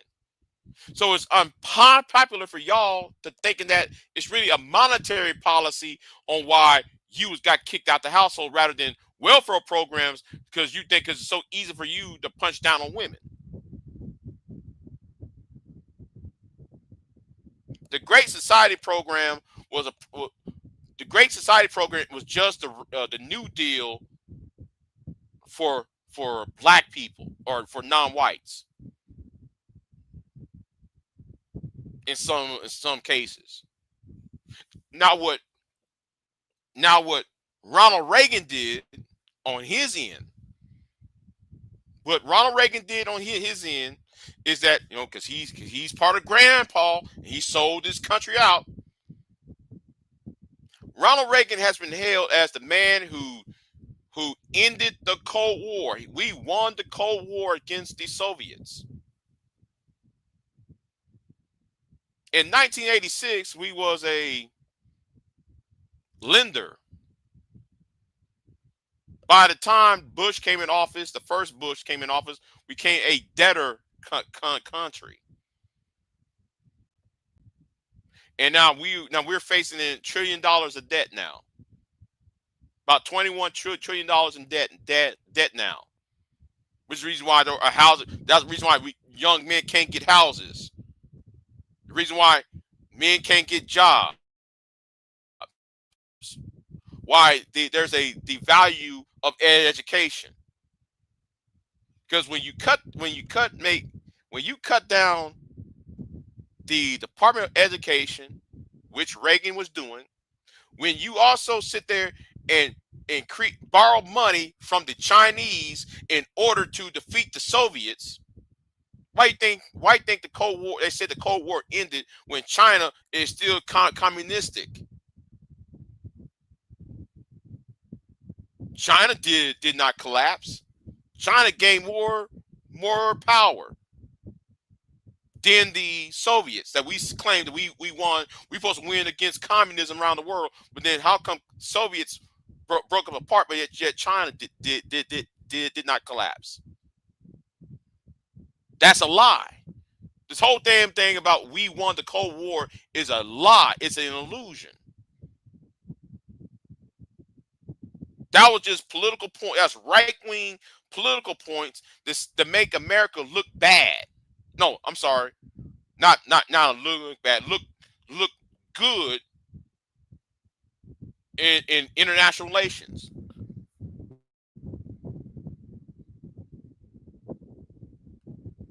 So we're sacrificing the young people that was born in 1980s, born in the 1990s, people born in the 2000s, in the 2010s. We sacrifice their youth, just so we can devalue the Soviet Union under this illusion of freedom. Well, you as a young man, you don't have upward mobility. you don't have the means to have a happier life. Right now, you can barely order a box of pizza. A pizza, a pan of pizza costs you $25, as opposed from 15 and $14 10 years ago. You can't feed yourself. You can't feed yourself, clothe yourself, and you can barely scrape by with an electric bill. And it's all because Grandpa sold you out. You're fighting women. No, you should not be fighting women. You should be putting down policies that was put in place, that Grandpa put up. Now, when I said Grandpa, I'm saying this again. I'm not talking about a person. Grandpa is not a person. I'm talking about an ideology here. This mindset that old men put up in the 50s, 60s, and 70s, and 80s.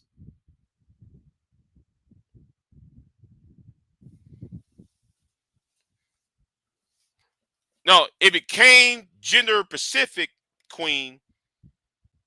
And Queen, I'm thinking though you at work though, because I would have, I was hoping somebody would hit the link, but the reason why it's not gender specific, because it will force these guys who are MGTOWs to think. It will force the fans of Anton Daniel supporters to think. It will force Angermans and the BGSs of the world to think. This is not a gender specific thing. They wanted to be gender specific because women are, it's easier to punch down on women because women are just reacting to the world. Women are the symptom. They think women are the cause of their problems. When women are just acting upon or acting out of survival. Women are acting to survive. So women ain't doing this just out of spite. They're acting the way they're acting out of survival. You're looking at the wrong things. They're focusing on the wrong shit. I keep on telling them that for the last 10 years. I keep on saying that. And I ain't telling them that no more.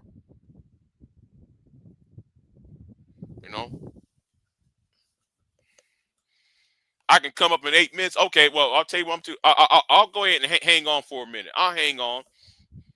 I hang on for a minute. I was going to end it, but I said that's why I put the link down. I was going to end it and leave it at that, but see, if they really want to fix things, you got to address the elephant in the room, and that the 800-pound gorilla, and that is the economy.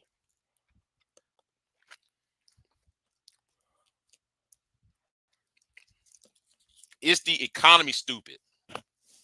It's been the economy. If you knock down the dollar down,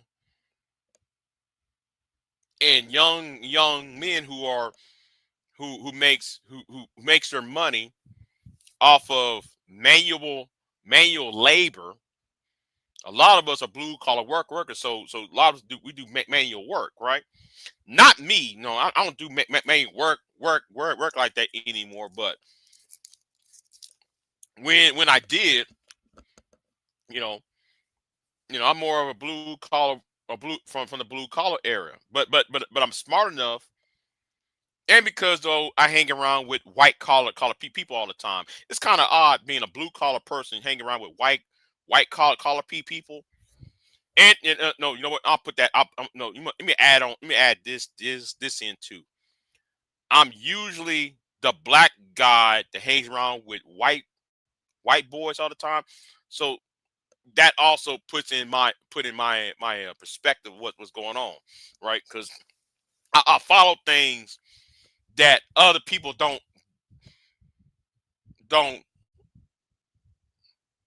go to.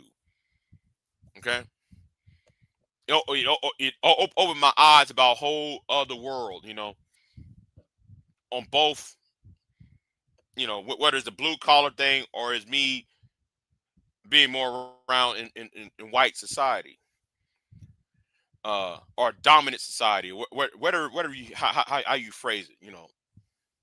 I see the world differently, and the people around here are missing the point, and they're not reading the room correctly. So,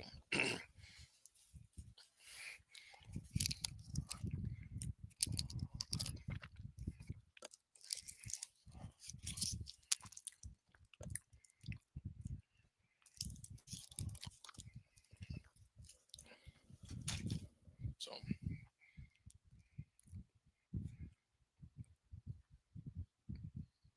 even the Bible, right? Even the Bible, like when Peter was being um, crucified upside down, right? Hold on. Are you a token? No, I'm not. Cause no. I ain't no token. I wouldn't say I'm a token because where I grew up and how, and I don't. It's not like, oh, I'm with a token. I don't hang around with them all the time, because I know, because yeah, I'm aware, right? I'm aware. There are some cases I'm aware what's going on. That's why sometimes I don't be a part of shit, because yeah, I don't want to be seen as the token.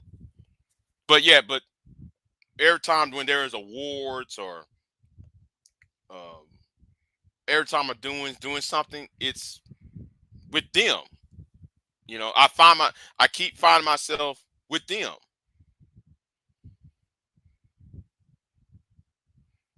It's always either one or two of us.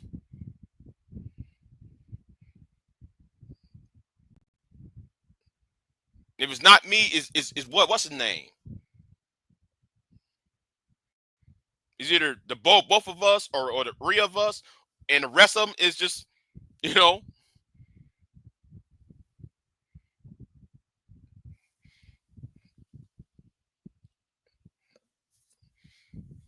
So my mindset is a little bit different.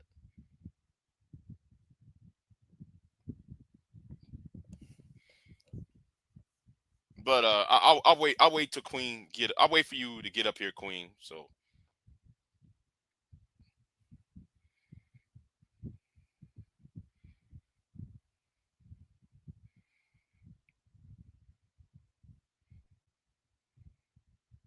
but but see, the thing is, for as for me, I'm gonna say this again because I'm waiting for Queen to come up here. But as for me, I see it. I see things on a deeper level. And the problem with black men in this, especially in this space, is that they looking at this from what popular culture puts out. Oh, the black woman who snap her fingers and she just, like that movie Friday, the first for Friday movie with Ice Cube and Chris Tucker, right?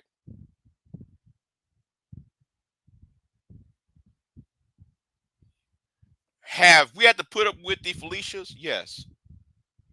Have we had to put up with Ice Cube women? The the you know we see the images of the Felicias on Friday. We saw the images of Ice Cube's girlfriend, not Lena Long, not talking about Nina Long. I'm talking about the girlfriend who Ice Cube was seeing before he got with Nina Long. You know, the hair weave and the snapping the nails and shit. We saw, you know, they look at black women from that angle, or women from that angle, and they give power to that image.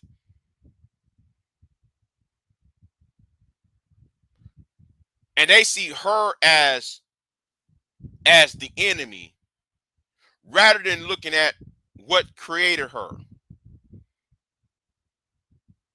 Or should I say what created the conditions on why he and she are in that position. It's deeper than her hair weave, her long nails, and her bad attitude. But these niggas in this space like want to punch down rather than punching up. Because a lot of these niggas in this space are punk bitch ass niggas though. And they've been punk ass bitches for a very, very long time.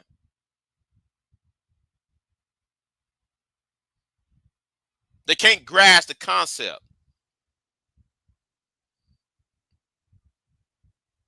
You got a man over here who got with a white girl who raped a 11-year-old, 12-year-old white girl, but yet black women is his problem.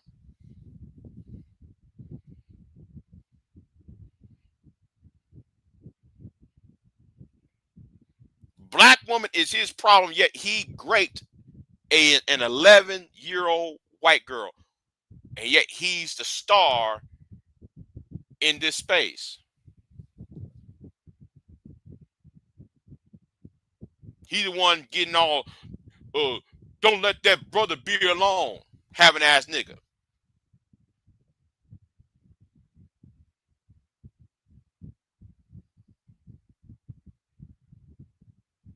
See, he rather to punch down rather than punching at the power structure. Well, he should be punching at himself. He should be punching at himself for being a repeated offender. He should take his own self out. He should cast out his own self out rather than trying to cast black women over the board or women in general over the board.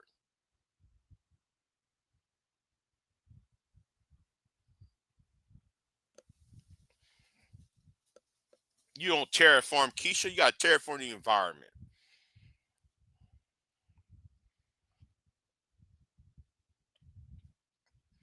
And I'm gonna say this too though, right?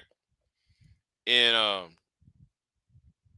I was listening to Super Sly 75 today, and Red Pill sings the blues on the panel, and they said something, but I really don't really. They said something that I like to hear, but I have doubt in it. Hold on. What's going on, Queen? Hold on. What's going on with you? Being philosophical and all that. You said what? Being philosophical. Oh. Hey, it's cold. You cold? I wish it was cold down here. Shit. It's cold in this house. They got all the damn windows up. Oh. And I will. Shouldn't it be raining over there already? It ain't started yet. It usually don't start till like after start in November. Oh, okay. Like we get a little bit of rain. Every 2 to 3 days. No, every 2 days. Okay. Yeah, yeah. I want that northern air to come down here. Oh, that northern air. Oh my God, that's like breathing new life. It's still hot in Texas. Yeah, yeah, yeah. It's still like it cooled down and then it went on back up. I mean, they've been doing that here too. Yeah. So what's going on with you? Nothing. Trying to figure out Mm, why the hell I'm so sleepy. oh, Hmm. I thought, shit. Good. It's not 1:30, 2:30, 3:30, 4:30, 5:30. I still got 6.5 hours of work. I'm oh, sleeping here. oh, okay. I don't even know why. Hell, I took a nap. Mm. I went to sleep. I don't know what the hell going on. Maybe it might be my blood pressure medicine. Yeah, that could be it too. But blood pressure medication it does put me down. It does Oh, put me down. Yeah, I just be like, you know, so. yep. What the hell this damn red pill white man just up here playing? Um, I saw this on Pierre's channel, and I'm familiar with Dark Brandon channel, but Pierre was playing a Dark Brandon's uh video about Dapper Dev, and Dapper Dev, yeah. So I'd rather go to the original video rather than playing Dark Brandon's take on it, because Dark Dark Brandon left out some things out that what that Dapper Dev was trying to convey. I understand what Dapper Dev was talking about. I understand it, but the especially at the end, because he was talking about young men are because of the economy, because of and I'm trying to tell people, listen, it is the lack of the sense of community, right? The lack of the sense of community is gone. So therefore it's increasing the loneliness, and then it's also um radicalizing young men, and that's why they're following the red pill community Yeah, but radicalizing them to what? to war. With who? It's gonna be internal. See, like, and I'm that's why I keep making references to the French Revolution, the Spanish Civil War. I keep on making all these references because it happened the same way. Young men got boxed in by whatever the power structure it was. So much frustration at the bottom that they just blew up. Boxed into what though? Hmm? What is they get boxed into? Into they want upward mobility. It's upward mobility is a problem. No, I mean is they're not getting upward. They're not having access to upward or the opportunity to go up. They're stagnated. They're stuck Why stuck. not? Huh? What's the reason they don't have a Well, because of the power structure. power structure? Yeah, the power structure denies them or gives them a harder time to go upward in society. So if the politics makes it difficult for them, but it is for the women. Yeah, but like when it comes to women, right? Women, are women. How am I gonna say it? Women are getting their upward mobility because women are um they they have networks that would do it for they're part of women like to network more than men. Then it isn't out of power structure at that point. Well, in Because a way, in a way it is. In a way it is because men work where alone by himself. Women works in places where there are normally other people. men work Men, in places where it's other people. right? But men, okay, your blue collar men work on oil rigs. They work. They're truck drivers. They work in jobs where they don't see the same people every day. They're not coming in an office and sit at a cubicle every day. They out there, I'm going to this house, I'm going to that house, or I'm going to this dock, getting on the road, going to that dock. They're not seeing the same people every day. So it's harder for them to get connections to increase themselves upward on that level. I'm talking about the blue collar men, right? They're not seeing the upward mobility.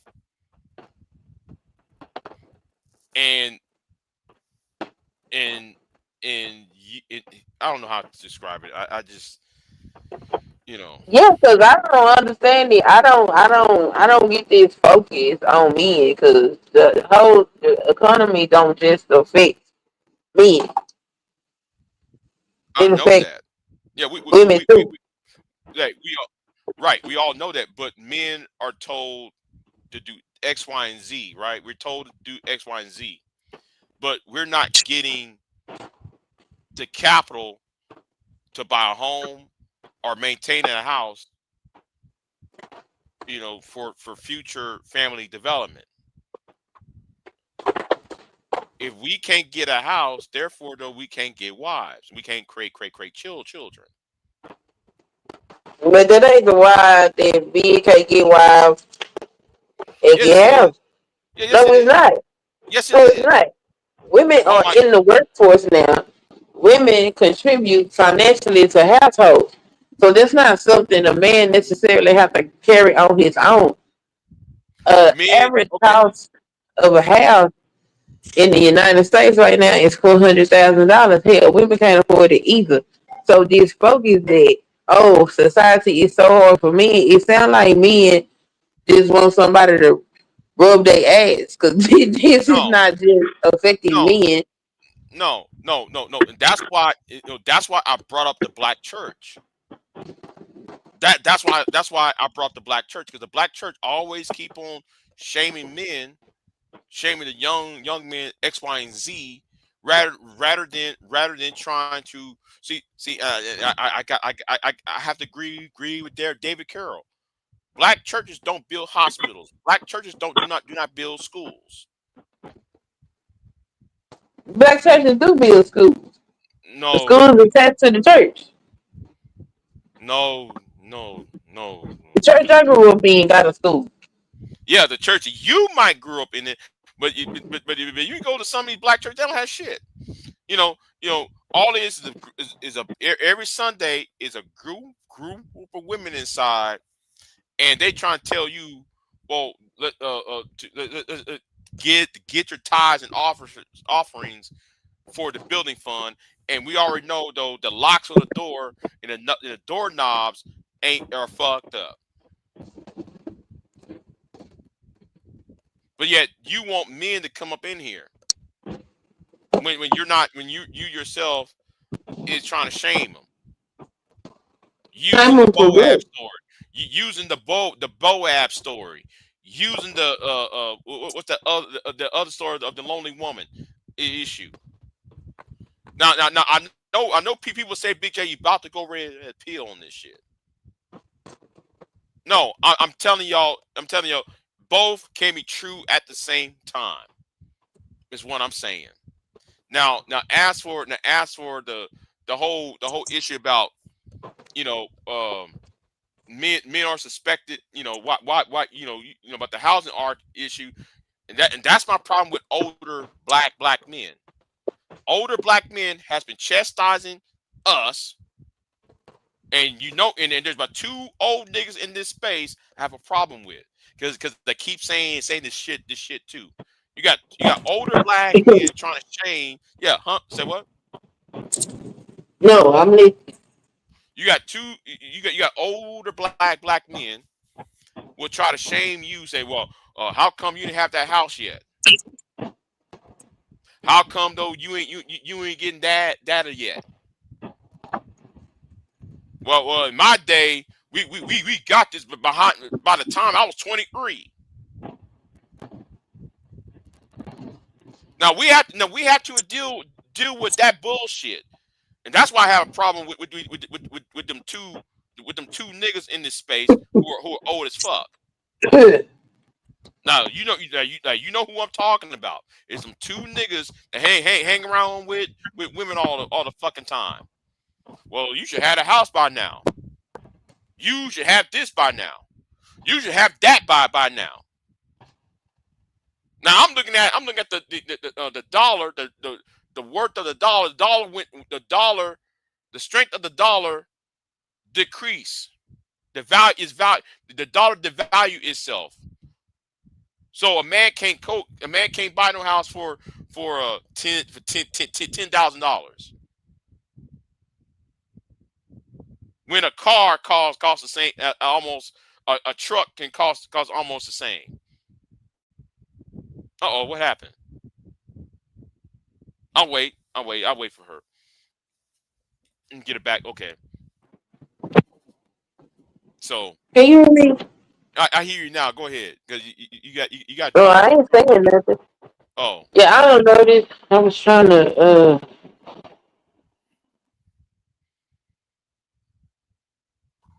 all right. Okay. Yeah. So it's like that bullshit. And you know what? I'm gonna use Steve Harvey. That's why I have a problem with Steve Harvey too. Things are supposed to come about by the time you're 24. Sorry, that no, yes, you bought this, that, and third, but it was because of certain policies that's been implemented. It's harder for your son and grandson. It's harder for your son and your grandson to attain the things that you have attained. The economy is messed up. Whatever's going on with the housing market. Because $500,000 for a regular house is crazy. Mm-hmm. But Right. I'm still not sitting up here saying how this specifically affects me. I don't see how the black church is shaming me. I'm confused there. Okay. I don't want to tell. I don't want to tell you. I don't want to tell you. I'm just gonna leave it alone. I'm not gonna argue about it because It's not an argument. I'm trying to understand what you're talking about. okay. Okay. How it's how black pastors and black deacons try to control the young male population, right? And they using young women of the church as a barometer and some of those niggas, I'm gonna say it. I'm gonna say it like this. And them old ass niggas over there, right? They Okay. try to you know the old phrase that you know the church or make is keeping these women single. There's that narrative going around, right? That the church is making these women single. I've heard that. Yeah. Well. If you understand, do you understand when the women are saying it? Do you understand when women are saying it?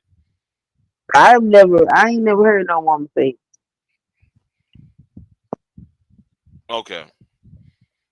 It's hard for me to explain that right now. Yeah, because I don't understand. I don't get it. So, oh well, but this issue has to stop because I see, because of what happened to Charlie Kirk, because of what happened, because Trump is in office for the past 10 years and shit. I think that we on the road towards when Franco took over Spain. Mm-hmm. I see it, and who made Franco dictator of Spain are the same types of men. If you go back and look at the history of Spain, it's the same type of men who are frustrated. You got a bunch Mm-hmm. of young, frustrated men who are willing to fight and die over a concept that's not entirely true. And they're blaming on this, they're blaming on that. Their frustrations, and they're not, and they're being used by the powers that be. So they rather opt. So the only course of action for the young men is, well, because they can't get a family, they can't maintain the life that they thought they would like to have. Well, the only option is violence. The only option is, well, is either violence or we want to have another group of people to be complete, to be to bow down to them. Yeah, I got issues with that How? because we don't live in the 1970s and all of that shit. We live in a whole nother different society. Most Yeah, of these but yeah, men can't get no family because they got fucked up personalities and don't no woman want to deal with them. right, right, Most of right, them can't get no upward mobility because they hmm dumb as hell and they don't hmm educate themselves. right, So that's the shit they need to be worried about. And then the economy fucks with everybody. It ain't just me that the right, economy is fucking up. And to sit up here and censor it around men fucking gets under my skin because we live in a world where women also have the option of taking care of themselves. So the women that choose to take care of themselves are also being negatively affected by the economy. They're not running around here blaming men and trying to impose violence on them. You just suck it up and you do what you need to do. right. I agree with you, Queen. But I'm looking at this as a historian, right? Because anytime when you have, see, I kept on saying it. I understand a lot of these niggas in this space. A lot of these red pill men ain't shit. A lot of them, just like the nigga who went ahead and raped that 11-year-old girl. We understand that, right? How old was he?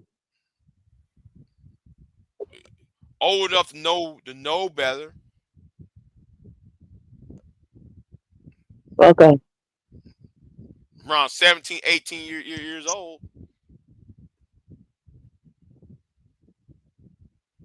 So, well, 18 is grown. Right. Okay. the thing is I'm saying is you got that right. We already know that the red pill gravitates. You know, there's a lot of scumbags that's gravitating into the manosphere space, right? They are, Yeah. that's a given. But my argument at this point is the historical evidence, because I see a pattern. And when Donald Trump was running, I saw a pattern. Who was supporting Trump? White men, actually men of a certain economic level status.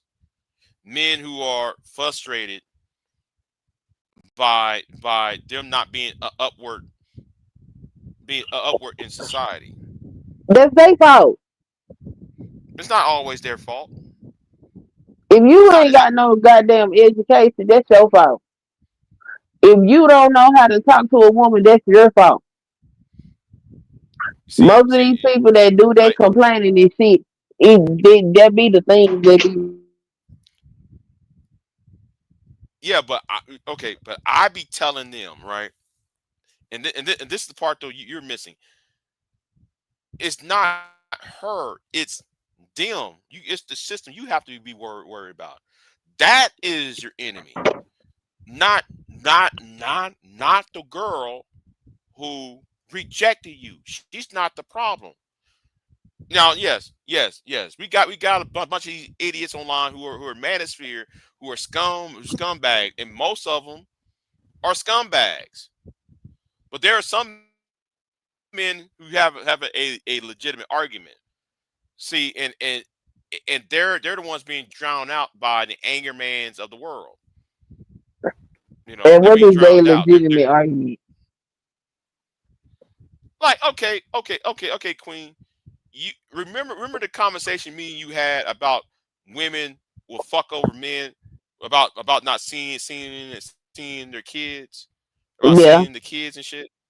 That's Mhm. I'm talking about that. I'm talking about arguments like that. Okay. Because when the manager was first started, that was the discussion. This woman won't let me see my kids. Mhm. Now those men are no longer here. They're Right. taken over. They taken over by the MGTOWs, or I should say these modern day MGTOWs, these modern day red pill clowns. Who think, Right. she got hair weave. Now, see, it was a legitimate argument talking about, well, she didn't let me see my kids, or she didn't Right. blah blah blah blah blah blah blah blah. Now it's turning to she ain't shit. Now it's time. Now it's turning about it's long nails and she got weave in her hair. She got she don't wear she got STDs and all that shit. It has nothing to do with the original with the original argument. Well, let's address the original argument. Right. Yeah. So part of that is because the law needed to catch up with the times. Mm-hmm. So let's go with like domestic violence. Mm-hmm. It used to be if the police had to come out, the man was automatically going to jail. Right. It's not like that no more. Mm-hmm. I don't know how many other states may have these laws, but Texas just passed a law that you cannot keep a child from their parents. Right. And if you do so, you'll be found in contempt of court and jailed. And the other parent will have the opportunity to be the custodial parent if that's what they want to do. Mm-hmm. So Right. a lot of this stuff is just that the law of the land got to catch up to what the hell's going on in the league. I can say that what I never seen was the men go lobby to change the fucking law. I seen them do a lot of complaining, and I heard them make a lot of excuses. We can't go do it because we can't work. They sit up there, what they was talking about, they call them sads or whatever. And I'm like, well, incentivize sad to get off his ass and go advocate for y'all.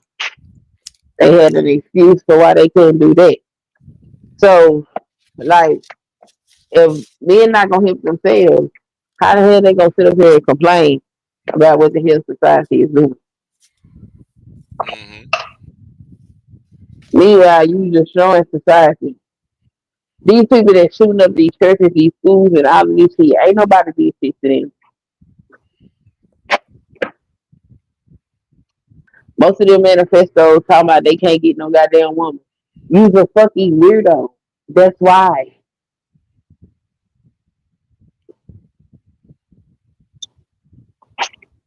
Instead of the red pill conversation being better yourself as a man, is blaming everything else except for telling them to do better about themselves.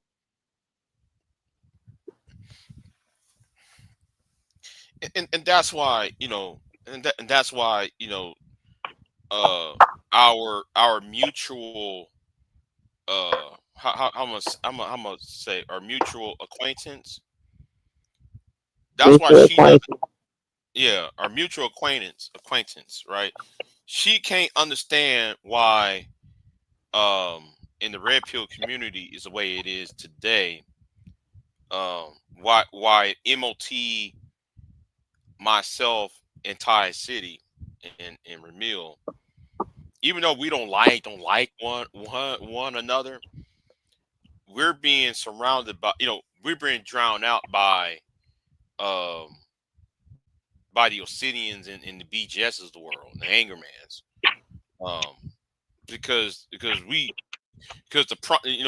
issue, or I'm gonna use AM1, right? AM1 always, AM1 you used to be in the space. He always talking about, yeah, I'm manager. Woo. As soon as he start talking about skills and resources, Mm-hmm.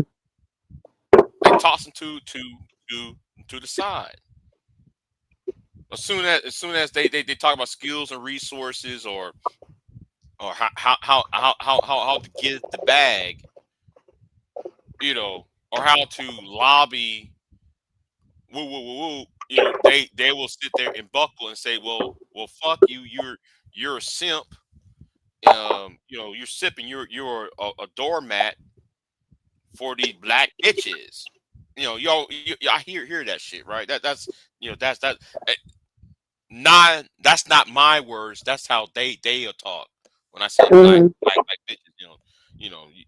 Like if you hear them on some of these platforms, Mm-hmm. and you know, they don't want to look into themselves to solve their own problems. They expect you as a woman to fix their problem.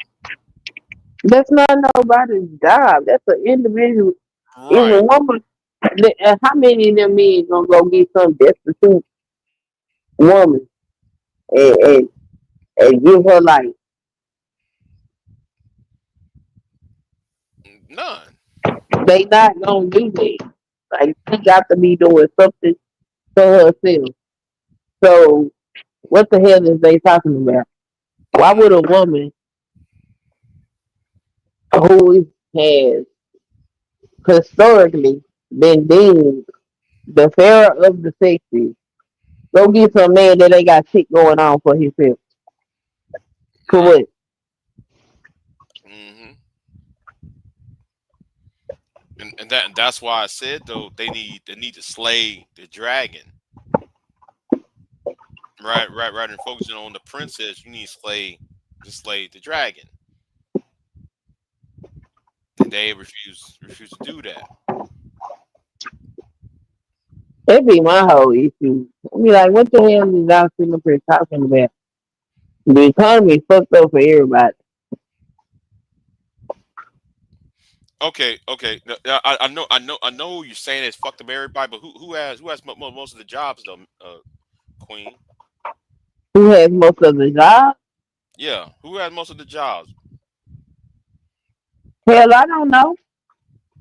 Yeah, women has access to those jobs that men don't have them access. Now Man, that's one point. That's one point I agree with them because I'm looking at the evidence like okay, I seeing them getting these positions what position? positions in government, positions in Because they went corporations. and got education to get it. See, I ain't forgot when the space started to change into this weird shit. How they were sitting up there talking about don't go to college because it's feminist rhetoric. I remember that part. Yeah, I was there for that. I was there for that. But what they I'm gonna use because that's that bullshit Angry Man used to say. I don't go to college. Fuck college. Yeah. I remember all of that, right? But Right. but niggas like him don't seem to grasp the reason why women got those jobs is because they stayed in school. You niggas did not. Right. So how you gonna sit up here and complain about women getting jobs when you didn't even put yourself in the position to qualify for the fucking job? Just like that video you was just playing. That man sound like he just entitled to what the hell he said, appreciation just Yeah. cause he a man. What the fuck and that mean anything walking is entitled to appreciation just because he's here. What the hell what are you talking about? I'm assuming. Right. I'm assuming he's talking about good men, or I'm assuming I that's don't give a damn whether you a good man, a bad man, or no man. Who the fuck are you to decide that you just entitled to some appreciation from somebody? yeah. But what was he talking? He was talking about his discussion with a woman. He was having a debate with. He Yeah, was and he talking said to. she didn't appreciate for the structure, and this is my issue with that. There ain't now modern man built now structure that we deal with today. So you want appreciation for some shit that you ain't had nothing to do with. Because according to them, the structure we got right now is fucking over the men. So appreciate you for what? But according to the context of, but the woman herself ain't there. So I'm using his arc at the beginning of the video. He said that the women, she talked about toxic masculinity and how men are abusive, and she's talking about thank God I'm single, and she doesn't need a man, woo woo, all that shit, the same classic tropes, right? Mhm. He was like, well, are you mad because you know to him is her type of attitude is chasing away men, and I think that's what he's on that part of the video. I think he's saying that type of attitude is the reason why men are saying no to relationships. How they saying no to relationships but complaining that they can't get one? No, the women are saying the women's statements. It's kind of like this, right? It's kind. I'm trying to bring an argument. It's kind of like when, like you're not a man. So let me put it like this, right?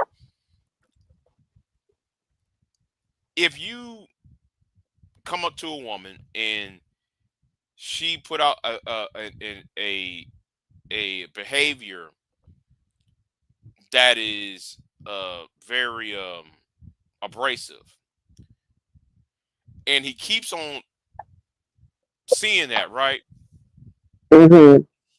He's not going to um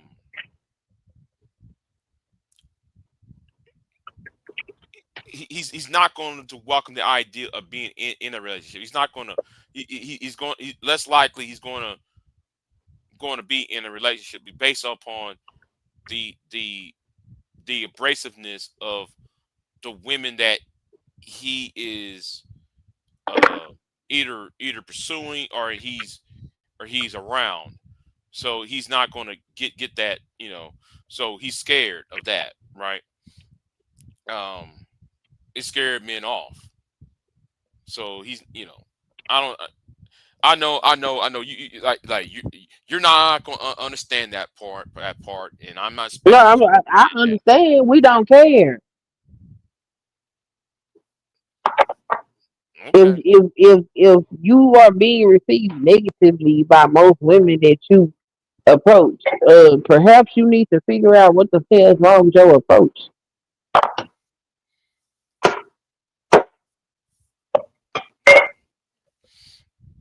But that's not always the case. It's not always the Women case. ain't just after being shitty toward me. Then And, that is and, that, and, that, not. and that and that part I agree with you. That part I agree with you. But it's not just about sex and dating. It's not about always dating and mating. Some I saw that in my 20s that you can't even say hello to some of them. And you be sitting there like, man, what is her fucking problem? I be shaking my head. I remember I was in my 20s. I was like, what is her fucking problem? Why is she But all why are men under the impression that every woman has to be nice to them? women should not be nice to for just because I'm a man. So But what exactly is the issue? it's more about the disrespect of men, or to the disrespect towards men. What I mean, what kind of disrespect? I don't understand. okay, I hate. I don't want to use myself because that's it's be anecdotal, right? I don't like to use anecdotal arguments, right? I remember The somebody. anecdotal argument is fine. I don't like to do anecdotals because it will take the argument away from it will dilute the argument to where I'm trying to go. Because I'm trying to go to a historical argument, but doing anecdotals it would muddy up the waters. That's why I don't like to do anecdotals. Because I'm more of a I like to do data. I don't like to do I'm just trying to talk. understand what you're talking about because all this everybody disrespectful all these women and me. If the bitch is mean, then leave the bitch alone. Like wait, Right, right. I'm glad that you said, yeah, if she's mean, she's mean, leave her alone. That's the point. Yes, leave her alone is one thing, but her meanness is celebrated. and Why should why come they can't be celebrated? why somebody's meanness is why should somebody's and meanness and uh um is celebrated by mass of people, By who? by a mass of people. You know what? Okay, so if you going to if you want to use a historical narrative, historically, women didn't have no rights. Granted, Women was yeah, told they had. Case in point, I use an example. One of your issues with Jasmine Crockett was when she first got into Texas House, she was real quiet, and now she not quiet, and her not being quiet is a problem now. yeah, because you said the wrong things at the wrong time. That is the thing she's saying is not needed at this point. Because the things she said have always been needed. No, it's not. No, it's not. Yes, No, it it's not. is. No, it's not. No, it's not. I'm sorry. No, it's not. Yes, it She is. she She's made not her, creating anything. She is responding to what is already there. but how it is perceived is she We just don't another. care She's just a how it. no. It does matter how things are perceived. No, I said we don't care how it's perceived. The same That, way and that that's you the say, problem. No, that's the problem. The whole you I'm know, not bothered attitude. no, it's not. That's not No, it. yes, it is. No, it's not that I'm not bothered. It is the fact, the same reason that people have a problem with women being mean or celebrated because she's taking up space, because she's perceived as being a bitch. No, she's standing up for herself because there was a point in time when she wasn't allowed to do so. Just like black people have dealt with a whole bunch of shit and nobody's saying the thing. And she's saying the thing. And just because somebody don't like it, who gives a fuck? What she's saying is true. If it's not true, I can see the issue. Somebody speaking truth to power is not an issue. People should be able to speak truth to power. It doesn't matter how somebody feel about it. If it's the truth and you don't fucking like it, then you need to change it. They're not wrong for speaking the truth. She not wrong for a woman is not wrong because she don't want to smile at some random ass man. She not wrong if she tell you to get the fuck out of her face. Who are you? You are a stranger. She's not entitled to give you kindness. She don't know you. Jasmine Crockett is not responsible for making white people feel comfortable with what the fuck we experience in this country.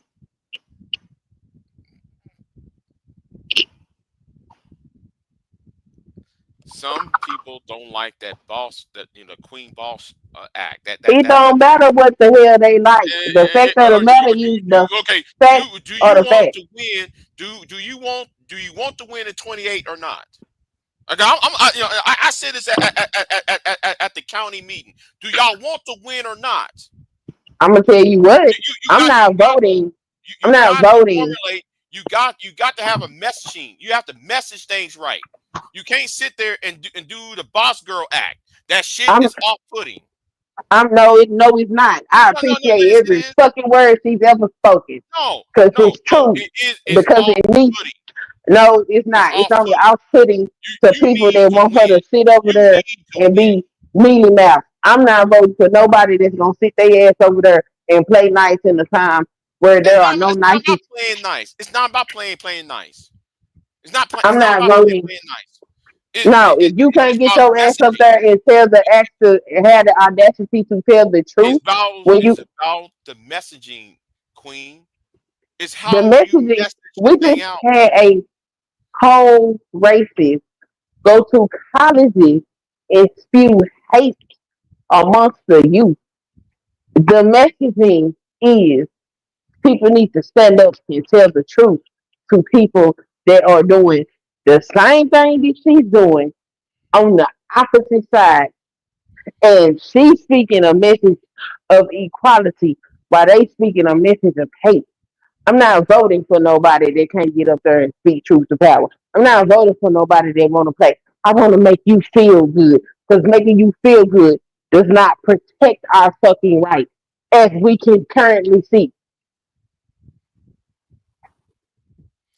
The argument that the left makes, they making the wrong argument.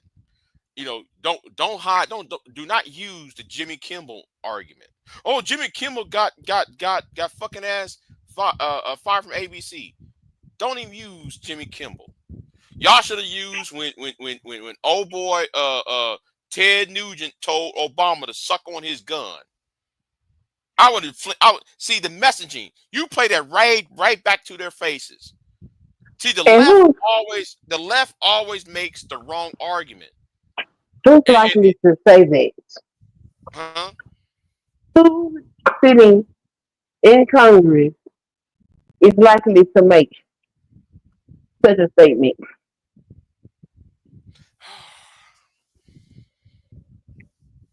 Yeah, yeah. The person that would be likely to make that statement is the one that y'all have a problem with because she got the audacity to go where other people won't go. And that's what the fuck I'm looking for when it comes to voting this time. I'm not voting with nobody that I'm not gonna say this because it's gonna make it fuck they feelings. What's the little It's not. phrase It's not. going on It's not. now? The It's phrase not. going on It's now not. is It's not. facts It's over not. feelings. We're going with the facts. It's not. It's not about. It's about your opponent. It's about the future. I kept making this argument. I don't know why nobody. My We argument don't have is no future how if you how can't how stand up. how you argue affects how the future looks at it. That's always that's why I've been telling these niggas I'm against the manosphere, not because the simp for women or gain favor from women. My argument against the red pill is because what they're doing to the future. I can give, and some of you women did not So like so didn't what like is what I said. so what is No, what no, my is argument, uh-huh. my argument against the red pill community has nothing to do with the women of today. Nothing to do with the women of today, because I'm more worried about the future. Because the women who are coming, the women who are in elementary school, or the women who will be women, the girls who will be women who are now in elementary school and junior high school and shit, they're gonna be affected by the BJS of the day of the what BJS and Angerman puts out today. That's why I said though, Angerman and BJS and Roll to Mossy needs to be eliminated because what they're doing to the future. I've been saying that, and niggas in So this what space what thinking is Jasmine Crockett doing to the future? no, because she's doing all Jasmine Crockett, whether you love her or like her, she's just she's just another Marjorie Taylor Greene on the other side. The How's she a squad, Marjorie Taylor Greene? the squad and the anti-squad are one and the same. The only difference is they're on opposite sides of the political spectrum. How is she Marjorie Taylor Greene? Marjorie Taylor Greene sits on her platform and says shit like black people is like. When did Jasmine Crockett sit up there and say anything like that? Oh, when she said that murder victim is a random person. What? You didn't know about that. She got on Congress talking about, and she was questioned by that Republican who brought the name of that woman who was murdered by an illegal, and she said, "Why you bring up a random person up?" Is it not a random person? But that's a murder victim who was murdered by an illegal. And if you Is how it you a random person? well, that's what is not a random Middle because Nation got up there and said over 18,000 people have been killed this year in the United States. That's a random motherfucking person. What the hell we talking about? yeah, but in the That's not racist. context matters, Queen. That's not racist. That's not Context racist. matters. That's not Context. racist. I ain't say But you know, you said she was Marjorie Taylor Greene. Marjorie Taylor Greene I'm saying about is the racist. That's yes, we know that. But I'm talking about the So you level can't of compare. it would sound Oh, go ahead. You can't compare fucking Jasmine Crockett to Marjorie Taylor Greene. Jasmine Crockett ain't got up there and said no racist shit. When that man sat up there and because I watch those hearings that they have in the House,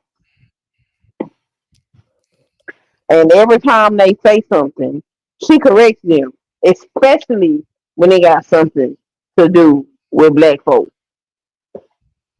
And that man sat up there and kept talking about how he was oppressed. And she made the statement that there has never been oppression for any white man in this country, which is a fact. How you want to compare her to Martin Taylor Greene? Because I believe, right? I'm gonna say this. I'm gonna say it like this: they add too much heat when the temperature should be lowered. The Democrats need to add heat.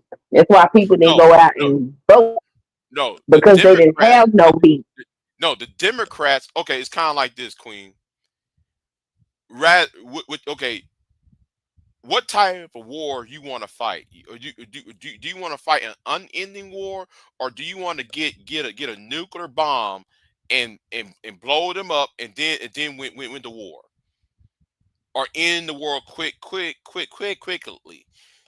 What she and Marjorie Taylor Greene does, that keep on adding heat and keep on continuing rather than knocking this shit out and move on. Those two people don't they want continuous warfare. That's bullshit. No, ain't bullshit. It is Ain't no bullshit bullshit. argument. Ain't Because no bullshit Desmond is argument. not doing that. Every time she say something, not only do she have data to back up what she's talking about, she got I know that. receipts to back up I what know she's that. talking about. I Marjorie know Taylor that. Greene She, don't have shit but some I hateful fucking rhetoric. So, like, even to compare her to somebody like Marjorie Taylor Greene is disrespectful as hell. oh my God, you're not looking at you're looking at it from, you're trying to make the comparison based upon you think I'm making a comparison on them two being women. No, I And think you making a comparison based on some nonsense. no, I'm It got making nothing to do with them being women. well, at least you're honest on that. At least you're honest. At least though you're not saying I'm some red pill. I hate women. I'm a misogynist and all of that. I'm glad though you ain't saying unlike that bald headed light skinned nigga over there. But anyway, that blue pill simp over there. Anyway, what I'm saying is those two want things to ratchet up. Some of us are trying to end this shit before shit get out of hand. And what happened last week, or 2 weeks ago, shit's about to get out of hand. What happened 2 weeks ago? A politics of a corpse. I'll put it like that. Yo, that's white people problem. That's white people's problem. It's white people problem. We ain't had shit to do with that. Neither did none of the other minorities in this country. And that's the truth. People need to sit up here and tell the truth. The truth is white men up here crashing the fuck out and they're inflicting violence upon this country. And black people are getting the blame. Black people are getting the blame for it. Because they don't want to tell the truth. And then you got somebody that's going to tell the truth and shine light on the truth, but you want to condemn them. What? No, I'm telling y'all to fight right. The strategy is fighting the wrong. They're not fighting it right. Cory Booker and Hakeem Jeffries ain't making a drop, a drip, or nothing. I'm sure they're fighting correctly. No, they're not. Now, when it comes to Jaheim Jeffries and that punk ass nigga, Cory Booker, the best thing they should have did is not show up. They added fuel. Their weakness added fuel to this too. They shouldn't say anything. They should have shut the fuck up. See, it should be a tactic. Instead of going up, they want to go down with shit. No, No, if I was up there, right? If I was up there and somebody tell me, well, Charlie Kirk got shot, will you vote for vote for the Charlie Kirk Morgan Hell video? no. No. No. You know what I would have done? But You just heard it. You just heard 5 seconds of silence. I wouldn't even be there. They should even be there. They should have say, "What? We vote for that?" Oh, hold on. I'm walking out this shit. We'll be back. We back tomorrow.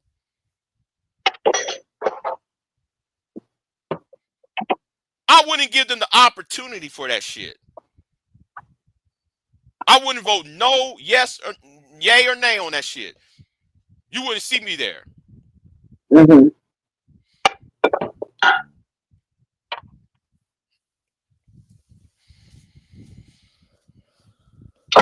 Yeah, are you gonna vote on it? I'm gonna look at them squarely in the face and not say a fucking word and walk away.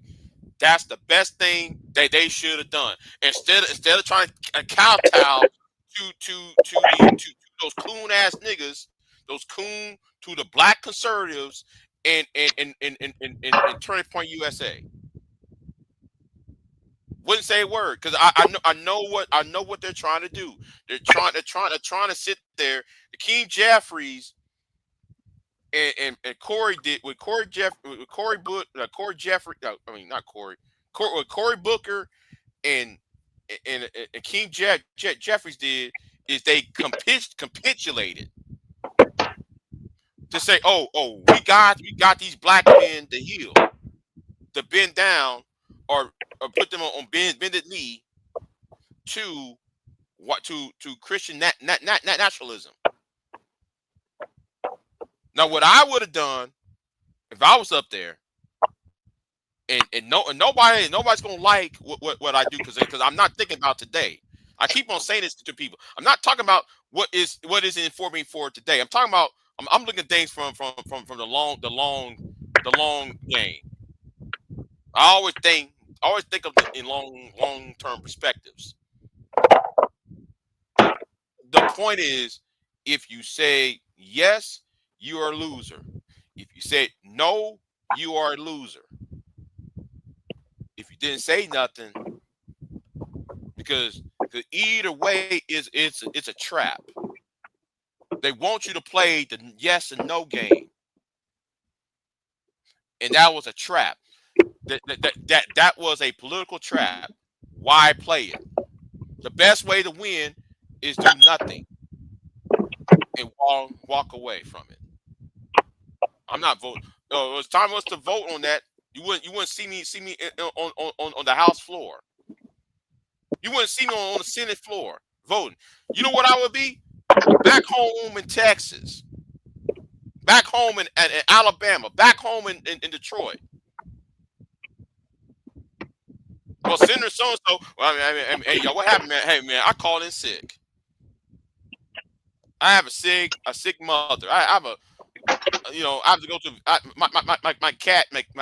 The cat at home is sick, so I have to go to a veterinarian. I make every fucking excuse not to show up on the Senate floor and vote for that shit.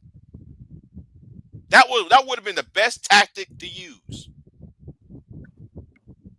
And that would not be a future campaign commercial for the other side. So maybe because I live in a red state, live in a very, very, very conservative town, and I know how they think. See, I know I rather know how my enemy thinks than what my ally thinks. I want I get inside. I want to know what's inside my enemy's head. And as soon as I know what's inside my enemy, I know what type of tactic they're going to do, what they're going to say, and not fall into their trap. Jasmine is insulated in Dallas. She's in the black community in a blue district. So she insulated. She don't know. She never is not no real no conservative small town area. She don't know how that's why I'm saying the thing she's saying it will backfire. And I ain't just talking about her. I know you and Pierre want to make this about her. I'm making looking it at it about as her because people always got her fucking name in their mouth and got something negative to say, like she doing something wrong. She's speaking truth to power. She ain't even shit wrong. She got her that's facts fine. and her evidence to back up what the fuck she's talking about. She ain't did shit wrong. Now I'm going to say this, and it's going to sound very hypocritical. It's going to sound very hypocritical in what I'm about to say. I do blame Obama, though. Blame Obama for what? Oh yeah, I'm gonna tell you why I blame Obama for a lot of this. When you remember that video I played of Glenn Beck? What video? Oh my God! Daddy, can you plug the hole? Oh, okay. Okay. Mm-hmm. Now that was a national emergency when that was happening, right? Mm-hmm. When that was a whole Horizon, the Horizon or the deep sea Horizon oil rig that blew up in the Gulf of Mexico. Mm-hmm. All that oil was all over the place in the Gulf. Mm-hmm. Because some of us got that on the Texas coast. We got some of the oil on the Texas coast though. Some of that reached over here, right? Daddy, can you plug the hole? Let me tell you something. That's why I lost respect for Obama. Mm-hmm. Obama should have shut that white boy up. You don't make fun of my fucking kids. All right, I will shut down Fox News down quick. Just how Trump shut down Jimmy Kimmel, Obama should have shut down fucking ass Glenn Beck for talking about his kids. Now I would never if I was in Obama's shoes, I would done what a LBJ did. Now what's that? Okay. Let me backtrack on this because nobody didn't know what LBJ did. Remember Eartha Kitt? Yeah. Okay, Eartha Kitt was invited to the White House. Mm-hmm. Eartha Kitt was talking about the Vietnam War. She was talking about Martin Luther King got assassinated. Mm-hmm. So while she was up in there cutting up in that White House with Lady Bird, LBJ did this. Don't you ever disrespect my wife. And what he did is he called ABC, and remember that TV show Eartha Kitt was a part of? No. Batman. Okay. She was Catwoman. That's right. Yeah. Okay. Batman only lasted 3 seasons. She couldn't find work no more. That's what Obama should have did. No, that's what Obama should have did to Glenn Beck. That's what Obama should have did to Ted Nugent. Why y'all? I'm sitting there thinking, why y'all allowing? And it's not just Obama. Hillary was doing the shit too. Hillary was doing it, and Bill Clinton was allowing that shit to happen too.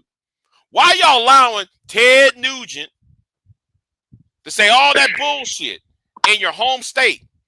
Why y'all allowing Rush Limbaugh say Brock the magic Negro? No, I'll shut that shit down quickly. You're gonna respect me, motherfucker. You can disagree with me. You can disagree with me about taxes. You can disagree with me about social policy. You can disagree about foreign policy. But don't you ever sit there and disrespect me or the Oval Office. Now that's how. If I was in position, that's how I would have done it. I'd knock these niggas up upside their head. Well, And if that's you why I ever think and that's why I think the Obama was weak and not. That's why Obama allowed Fox News, allowed Meg and Kelly to say all that bullshit, defamatory bullshit, and not put his foot down on that shit. so two things. Who the fuck? Go ahead. Go ahead. No, No, go go ahead. ahead. What? What you gonna say? Do you ever consider that as a father, maybe he felt it was better that he just leave that shit alone? Do you ever consider that maybe he ain't gonna want to handle it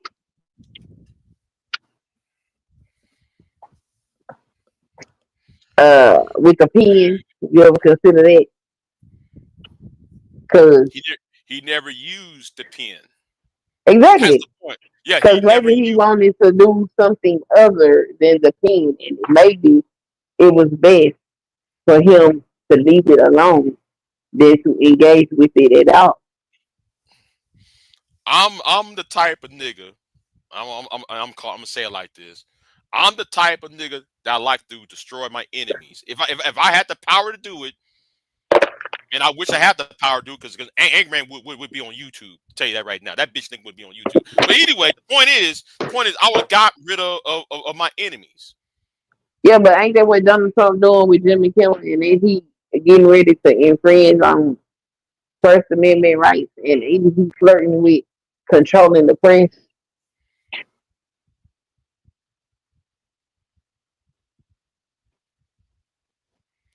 But if they if they're attacking your kids, if they doing all that bullshit, I don't give a fuck.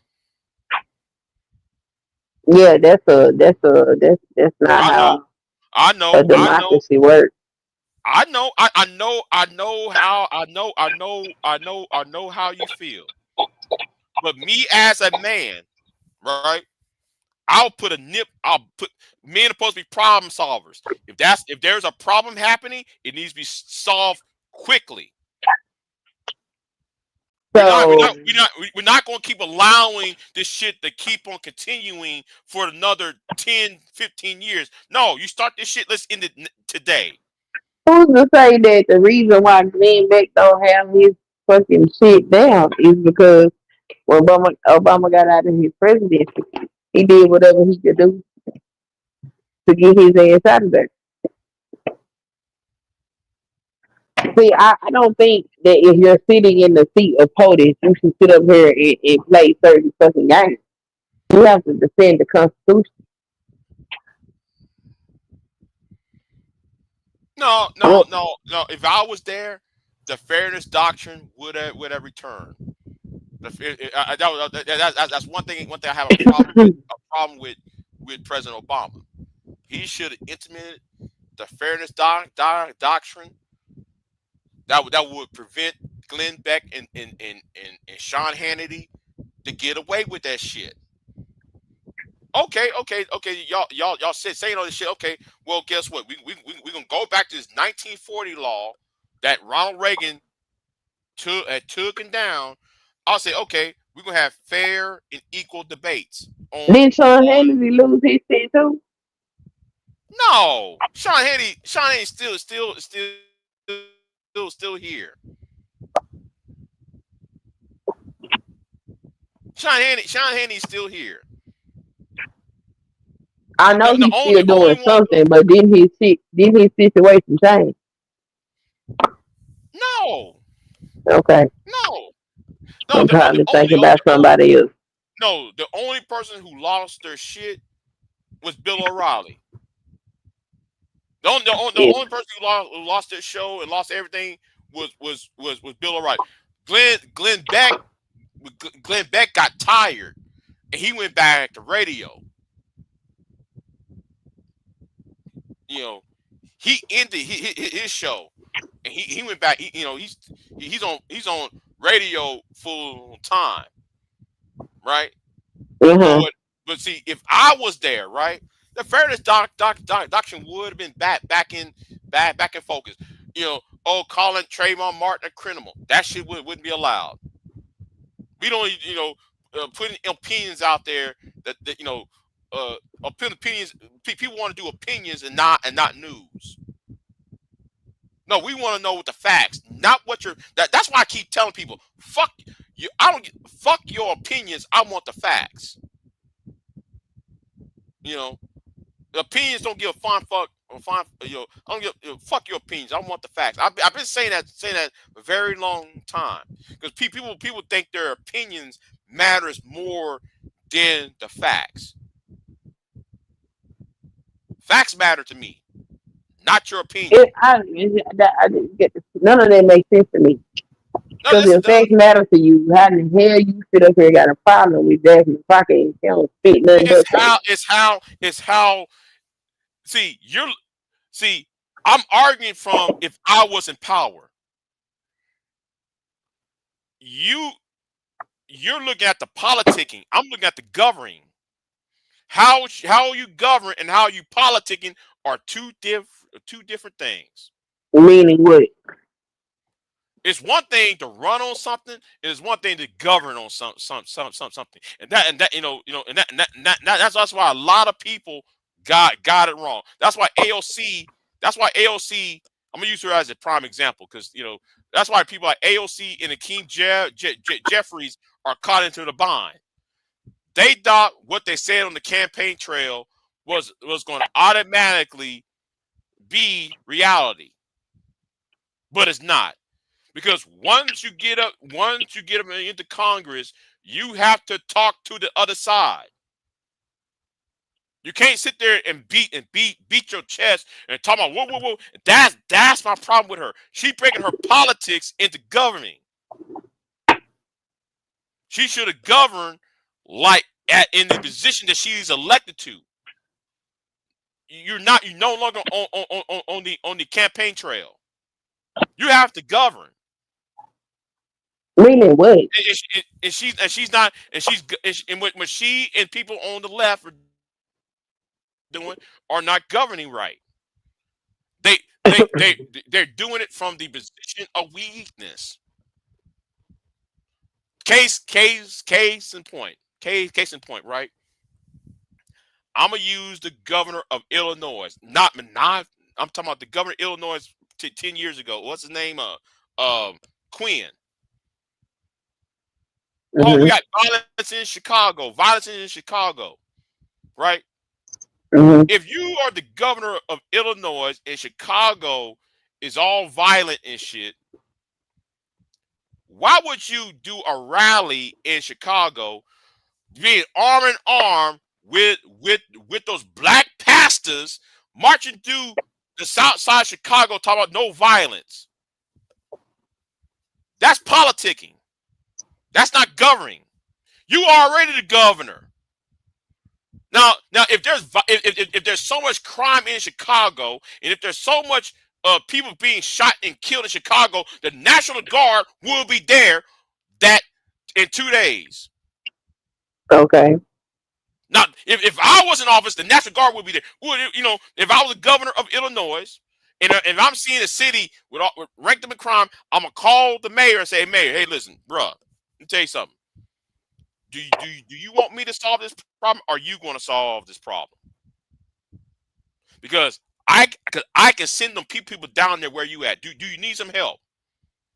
I wouldn't be on the streets of Chicago, arm in arm in a protest march. No, nigga, you got to sit there and govern.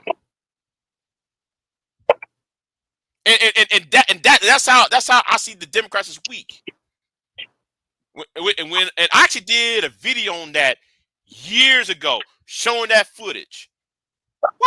I'm sitting there scratching my head. Why is Governor Quinn is arm in arm with the black clergy marching through Chicago, arm in arm, when all you got to do is write an order and get the National Guard over there. So what this got to do with the Democrats in the House? No, the point I'm trying to make is there's governing and then there's politicking. She's politicking while in office. So what she supposed to be doing? You're not on the campaign trail no more. So what is she supposed to be doing? She supposed to ratchet that shit down. What does that mean? Oh my God! You bring more.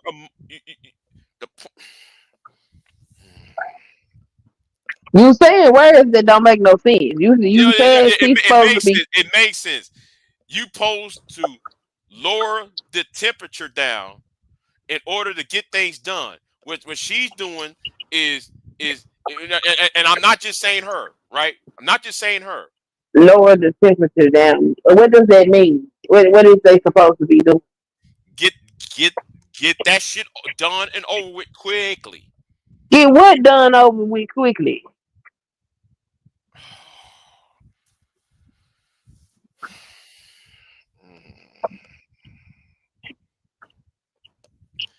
Getting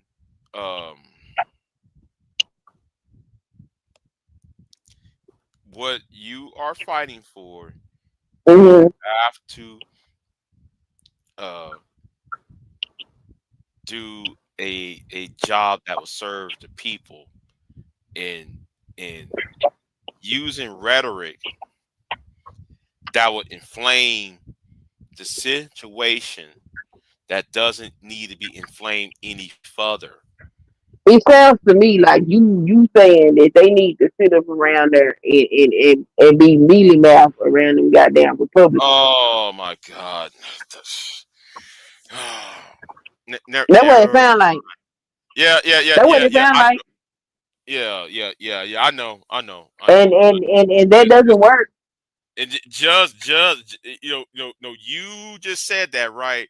Knowing the fact I criticize Akeem Jeffries and Cory Booker for being meaty mouse. No, it don't work. I'm saying no. You gotta try a better tactic than what you're doing. You gotta try a better tactic than what you're doing currently. And what tactic is that? Because they are outnumbered.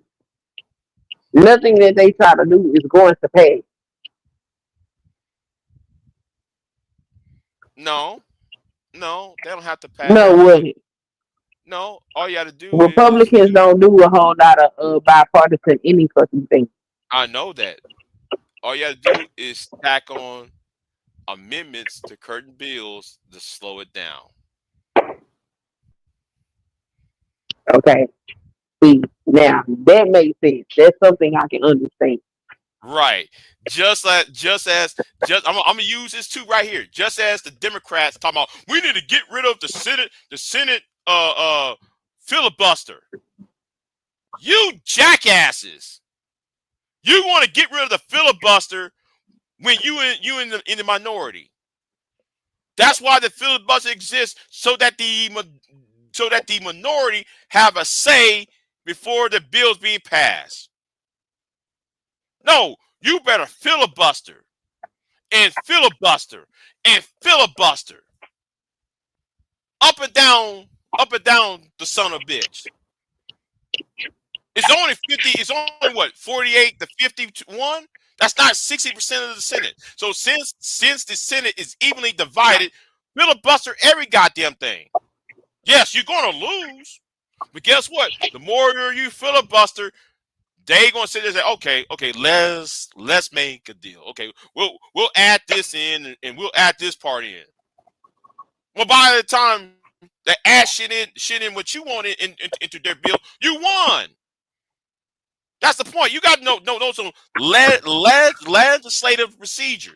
They're not doing legislative procedures. They're just politicking. No, start governing. Just start filibustering the entire goddamn thing. And I don't understand this. You know, I know everybody want to talk about LBJ, this LBJ. That's what LBJ did. He filibustered every goddamn thing he saw. And everything was street to a grinding halt. you gotta do some old ass tactics on what to do, and it's still lawful for them to do it. Bro, just grind everything to a fucking halt.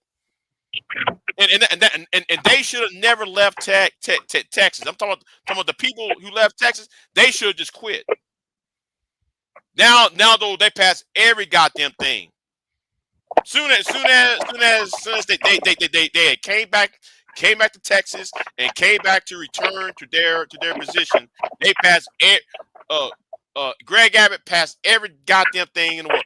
I would have quit. No quorum. How, if there's no quorum, guess what? No law is gonna be passed. Because guess what? The special session lasts 30 days. Well, I'm sorry, not 30 days, but 60 days, right? Well, by election law, the next election should be no longer than 120 days. So if I would have quit, if all them Democrats who left Texas quit, guess what? There would be no fucking quorum. He would have to call for another election, and then he have to call for another election to fill them seats up. So he'll be delayed for another 2, 3, 4, 5 months. But they don't think like that because they're out here trying to politic and not govern. Yeah, I don't think most people want to think to quit their job. I would.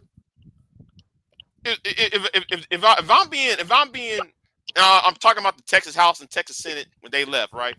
I'm on that shit. Right? I'm letting everybody else know because I see people. Oh, I see okay. this Leonard guy up in the chat room. Yeah, I'm trying to, So yeah, I would have quit, came back home. The Texas Rangers would be coming for me because I already resigned. All right, I already resigned and shit. You wouldn't be coming after me because I already resigned. I quit. Therefore, the governor have to sit there and say, "Oh, wait a minute, I have 120 days to call for an election." Okay, that's 120 days. The special session is 60 days. Okay, 60 days, 120 days. Wait a minute. He can't do shit. He's paralyzed. He can't do shit. He paralyzed. He can't do anything any more further because he can't pass no bills, can't pass anything of his agenda. He cannot pass because there's nobody there permanently. They'll force him to go right back to the drawing board and say, "Wait a minute, I gotta get filling these spots in." He'd be too busy trying to fill in each and every one of these spots. It would be another 2, 3 months for a new election. While the special section is 60 days. So I'm just saying, I do tactics like that. I mean, that's how I'm thinking, though, Queen. That's how. I mean, maybe you should run. No, don't even bring that up on YouTube. Don't bring them on YouTube. Hell no. Hell no. I'm just saying, if you got tactics that they not using, then they probably could use your mind. Well, the tactics is there, but if you're trying to tell them this shit, they'll sit there look at you. That's funny. Like, what are you talking about? It's right there. If you read the law, the Texas governor cannot have to call an election in 120 days. The special session lasts between 60 and 90 days. If you quit, if everybody would have quit, he couldn't do shit. I'm just saying. I'm just saying. I mean, like people around here, they don't know how to use no tactics. They just like Quitting means there's a possibility your ass also lose your seat. So what? You would stop them. You would stop him for 6 months. He would have to waste money right? He would have to waste money and waste time for special sessions after special sessions that does not bring fruit. And by the time though there is an election year, which is 2026, nobody's going to show up because in an election year, nobody's going to show up full time at the House or in the Senate. You know. Yeah. That's how do I think. I'm sorry. That's how I think. I think I always thinking on how to maneuver your opponent. Always thinking on how to do that because like they always expect you to do. They expect you to do the classic. Oh, this, that, and third. You know. It's kind of like I'm gonna use as a prime example because there was a pro-black, right? Oh, see. Thank you. Yeah, and it's like I was watching what's his name's channel. You remember that old coon ass black Christian dude. What's that Christian commentary channel? The one that was doing that interview with, was it Matt Walsh? No, it was with that white racist dude. Yeah. What's that guy? I can't he remember also who it said, was. yeah, okay, him, right? I saw a video of his, a live stream of him last week, and I downloaded the video. I downloaded it because I'm about to do a reaction. Well, one of my intentions, I'm doing a reaction video to that. So he got one of the conscious community. Okay, he got one of the conscious community niggas over there, right? Oh wow! And they were talking about Charlie Kirk because he was wearing that Turning Point USA shirt on, right? Yeah. So the pro-black, the B1 nigga kept talking about, Charlie Kirk is a racist. Okay, we all know that, right? We already know about that he's a racist, right? Yes. But every time he makes the argument, the black Christian kept running circles around him. And and the nigga cannot sit there and actually tell this coon why Charlie Kirk is a racist. And I'm sitting there like, I'm watching, I'm like, nigga, why you having an hour and 30-minute argument with this black conservative when you couldn't even tell why Charlie Kirk is racist? Now, if I was on there,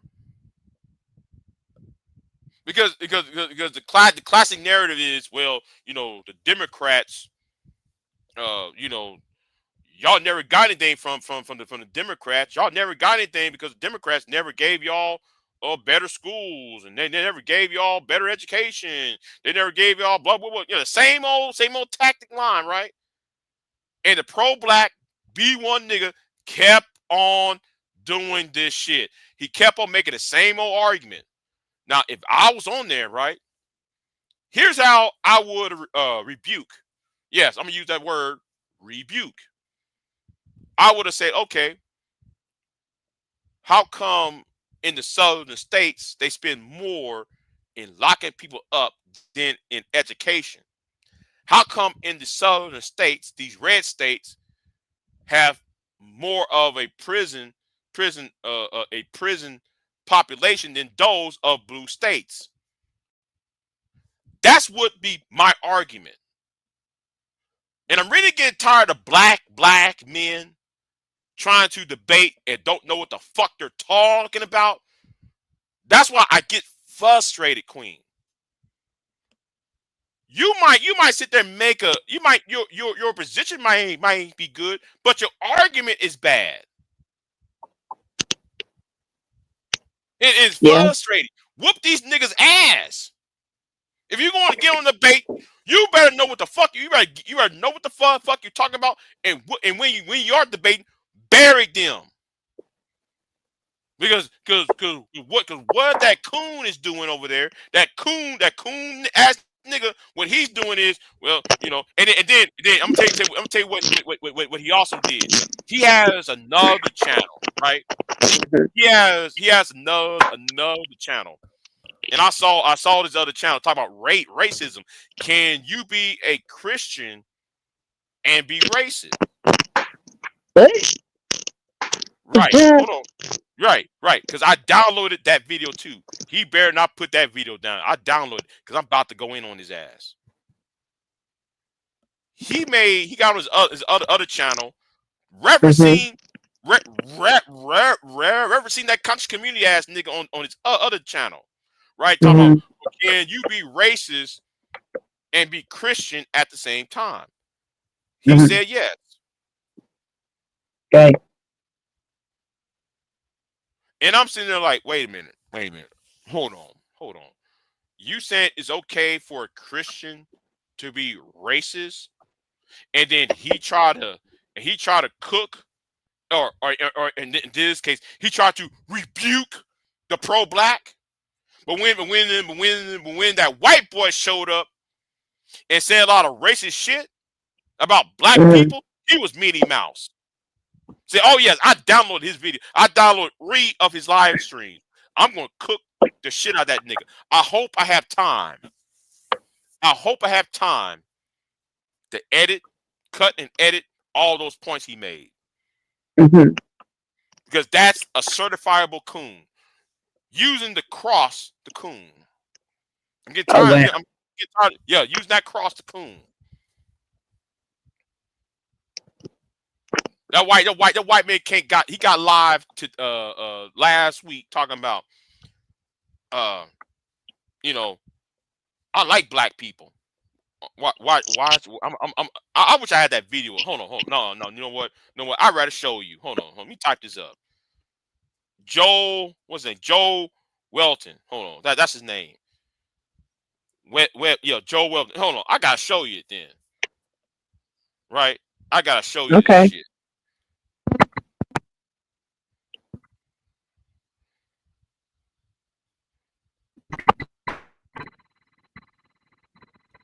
Because I download this as well.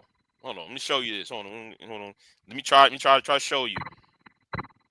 Yes, we are, George. Yes, George. I'm gonna cook and roast. Yeah. I'm gonna cook and roast on this shit. And when I show you this, Queen, you be like, oh hell. Okay. Now this video ain't long. Yeah. Here's the title. Joe Welton says white Christian parents must teach their children to avoid black people. This was about 2 weeks ago. Right? Hold on. I'm hearing feedback. Queen. I'm hearing feedback on your end. Hold on. Let me go ahead and play this real quick. If you're a Christian white parent who loves the Lord and loves your children, that you need to have the talk. The talk that we're referencing is the talk that takes your children according to their maturity at the proper time, the appropriate time, and says there are certain parts of town that you cannot go, and there are certain people that you cannot be around. Yep. Right? If there's someone who is black in our church, and they've been in our church and we know them and they love the Lord Jesus Christ, great. We're not talking about that person, Right. but we're talking about when you go into a crowd of people. If you go into a crowd of strangers and they're white strangers, there's some danger. If they're black strangers, there is 30 times more danger. Them's the facts.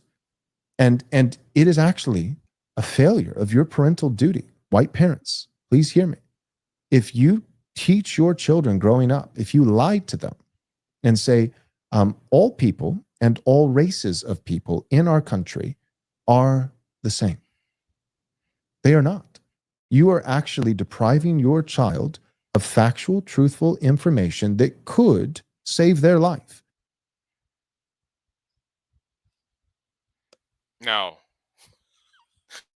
You heard that, right? No, play it You heard again. that, right, Queen? Yeah. No, play it Let's again. play this again. All right, let's play it again. Let's play it again. If you're a Christian white parent who loves the Lord and loves your children, that you need to have the talk. The talk that we're referencing is the talk that takes your children according to their maturity at the proper time, the appropriate time, and says there are certain parts of town that you cannot go, and there are certain people you cannot be around. Yep. Right. If there's someone who is Black in our church, and they've been in our church, and we know them, and they love the Lord Jesus Christ, great. We're not talking about that person, Right. but we're talking about when you go into a crowd of people. If you go into a crowd of strangers and they're white strangers, there's some danger. If they're Black strangers, there is 30 times more danger. Them's the facts. And it is actually a failure of your parental duty. White parents, please hear me.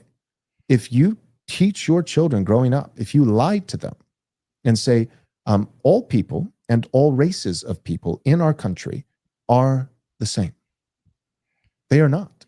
You are actually depriving your child of factual, truthful information that could save their life. You heard that, right? That is crazy as hell. It's But that crazy. nigga, It's teaching these people hate. right, and that coon ass nigga was bowing down to his ass in that interview.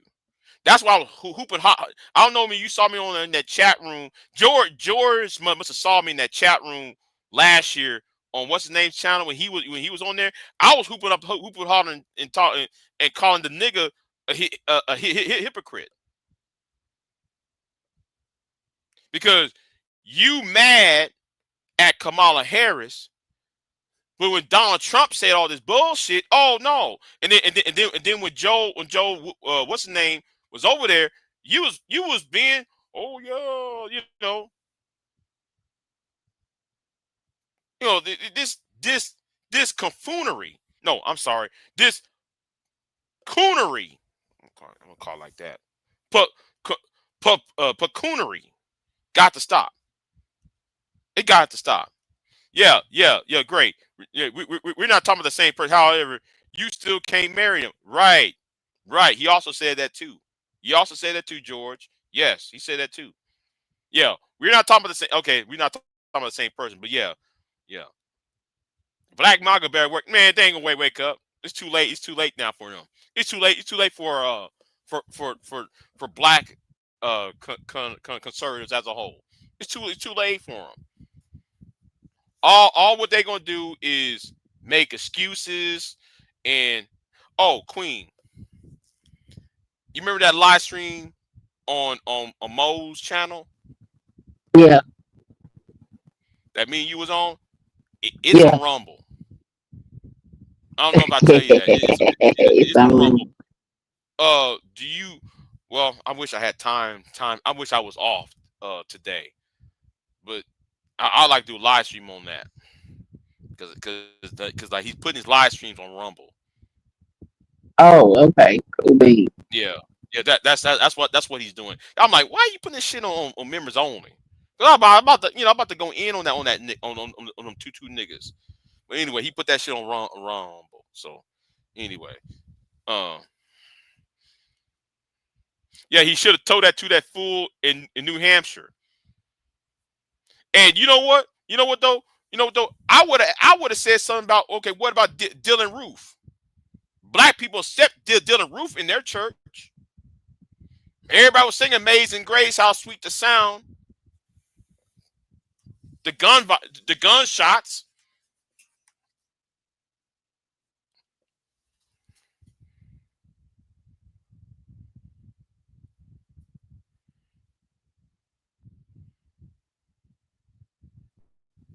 That's a whole hot mess.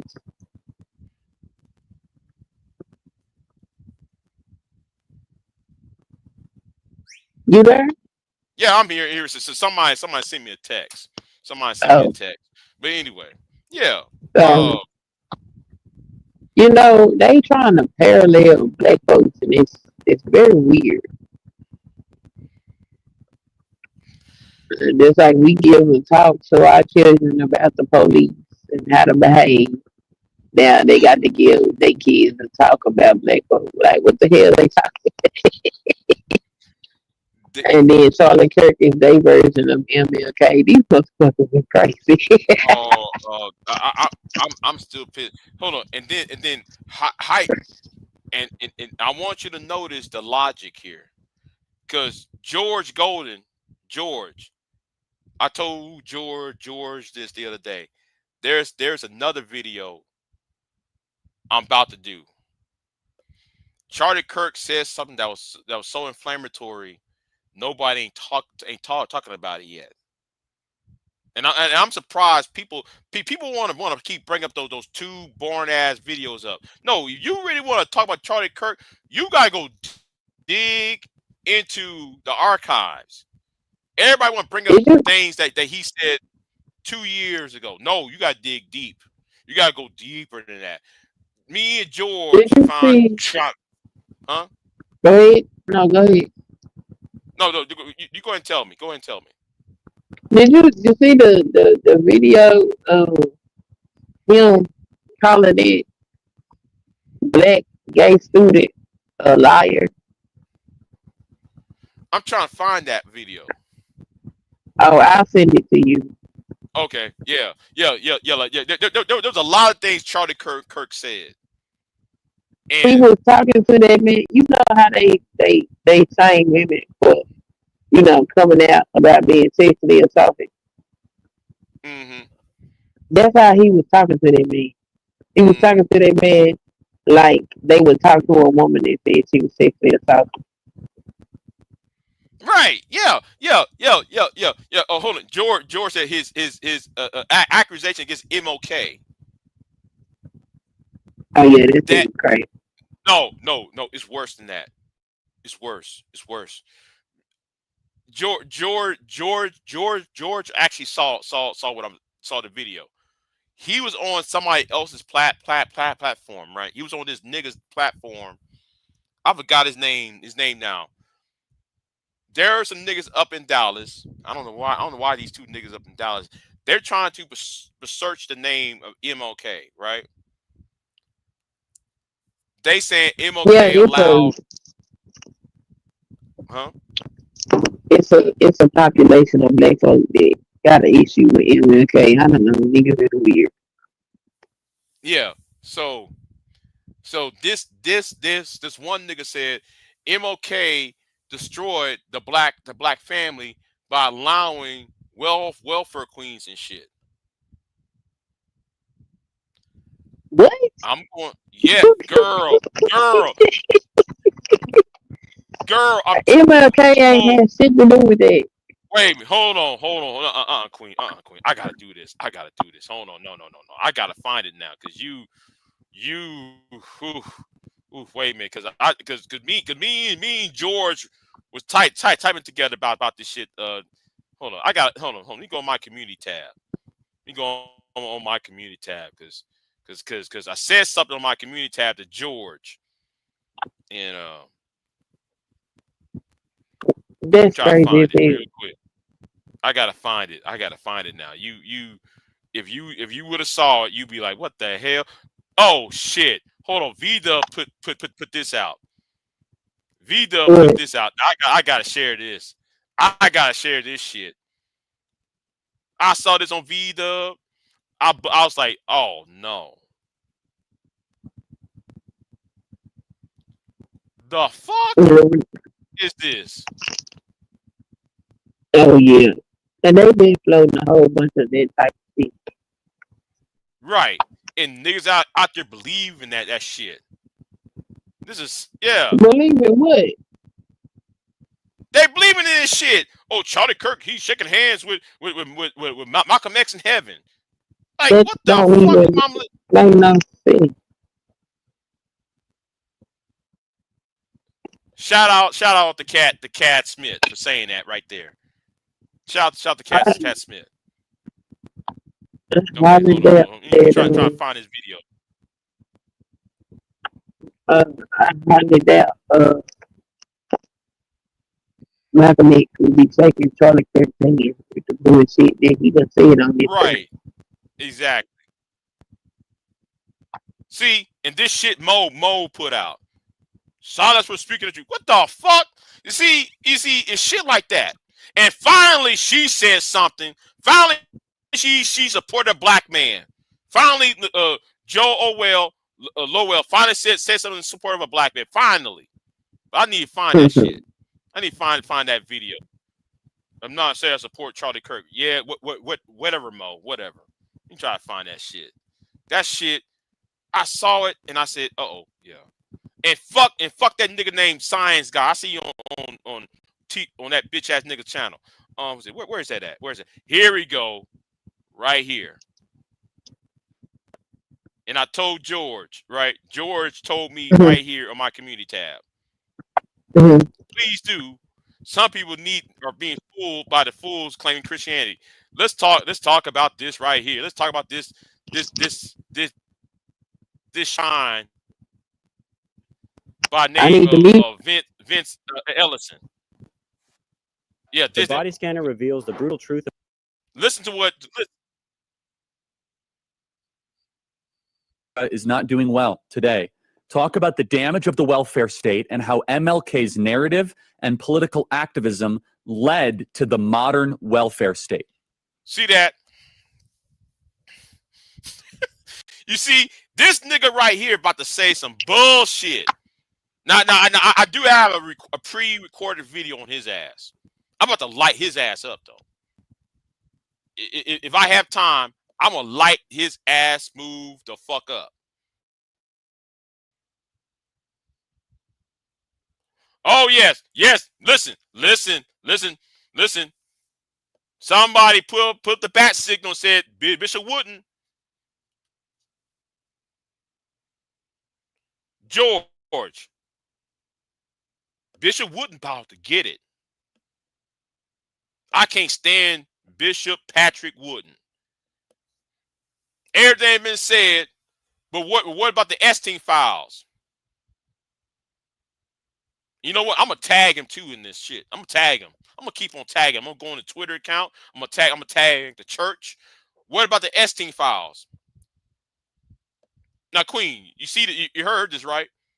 Hold on. Let me play some of this. Okay. Yeah, David Garrow, again, he wrote about this in his book. Patrick Moynihan wrote this great study called The Moynihan Report. The Moynihan Report. Oh, here. The Moynihan Report. The Moynihan. The gift that keeps on giving. Yeah, the gift that keeps on giving. Yeah. It was legendary. Patrick Moynihan proved that welfare was destroying the black family. He saw that black men were working, but the family was being more destroyed and more people were getting on welfare. And he said what's happening is these young girls that are getting pregnant aren't getting married anymore. So he told LBJ, we got to cut this out or the black family is going to be destroyed. So he said, what we need to do is take the federal government and put the black man back in charge of his family. LBJ was all for it. But LBJ, being the politician, said, you got to go and sell this to the civil rights community. So McGeorge Bundy was over the Ford Foundation at that time. He told Moynihan that we are sponsoring a retreat for the civil rights community. Come with me down there and present your findings to them. McGeorge Bundy, Moynihan went down there, met with Martin Luther King Jr. and the members of the civil rights community. According to David Garrow, McGeorge Bundy said it's a wonder Moynihan got out of that room alive. According to somebody else. But how you going to research somebody's character and research somebody's movement, but yet you using secondhand, third-hand information?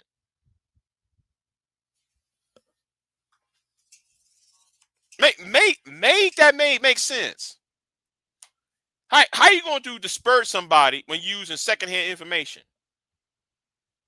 Oh, I think Queen's on mute. Can't say. Can't say. I have a video coming for him. I got a video coming. That's crazy. Cause I'm gonna drag But him. the Monahan I'm gonna dissect. report, I'm gonna dissect. You know, why they and the be thing lying is, about spoiler what the alert. Monahan report said? Yeah, lying about the Monahan report. And my thing is the Monahan report. Spoiler alert. That was the Monahan was how you say it? It's a plagiarized by a 1940 book called Negro in America by Franklin E. Frazier. See, nobody knows about Franklin E. Frazier's book, Negro in America. No, it was called Negro in America, Negro in the United States. I forgot the title. But Franklin E. Frazier wrote that book in 1939. It was published in 1940. So Monahan used that book as a reference in the Monahan report. Monahan report came out in 1965. The book was published in 1940. You're 25 years apart. There was too many things happening between 1940 and 1965. That's like me talking about 1980 shit, and I'm here in 2005. No, I'm sorry, 2025. Hell, even 2025, it would even make any sense because it changed. Yeah, There's so that's much crazy. going on that society changed, and how you going to use the welfare state? And here is another spoiler alert. How you going to use the welfare state when Bill Clinton and Newt Gingrich passed the Welfare Reform Act in 1995, which changed the rules and also changed the rules what Ronald Reagan put out as well. It makes the argument makes no sense, and people just think, you know, and these manosphere clowns, especially those who follow BGS, will sit and talk about, well, you know, they kicked the man out the household. You wasn't even there when that happened. So yes, I'm gonna dissect and deconstruct this clown. And that nigga is in Dallas. And what's so sad though, and what's so sad, he is using Charlie Kirk, and Charlie Kirk is using him. They're using each other to disparage MLK, Dr. King, while at the same time they're saying Charlie is there in MLK. Charlie is what? Charlie is Oh. there MLK. Yeah, yeah, See? that's right.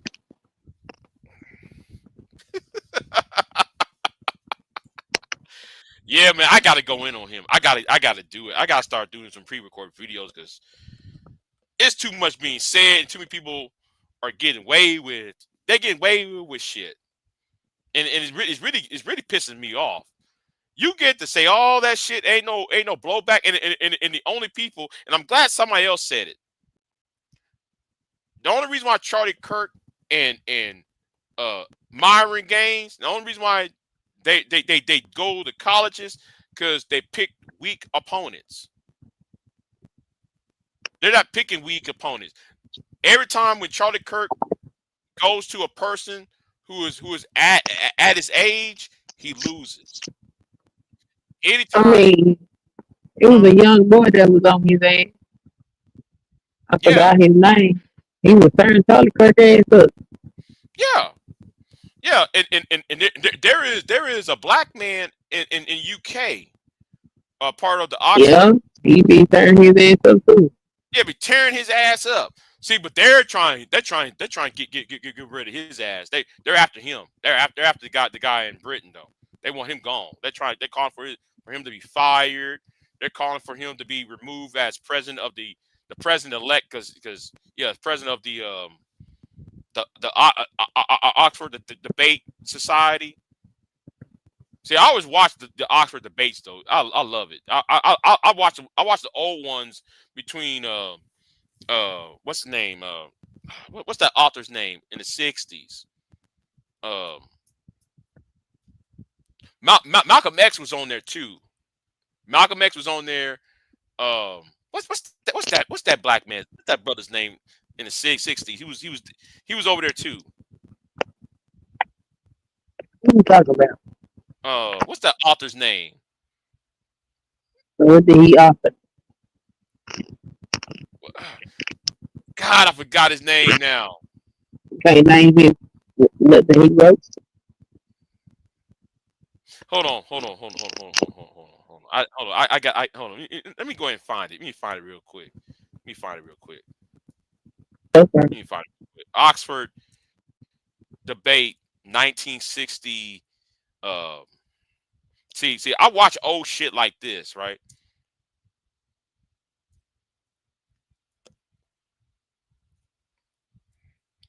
'60s. Let me try to find his debate because it was. Oh, okay. James Baldwin.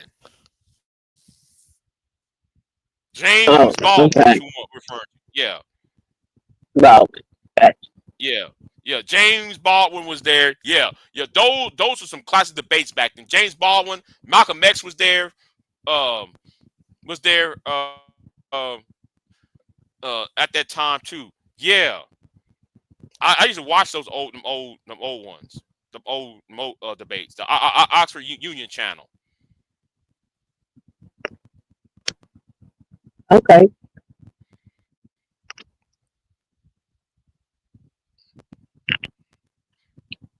So what happened in the debate?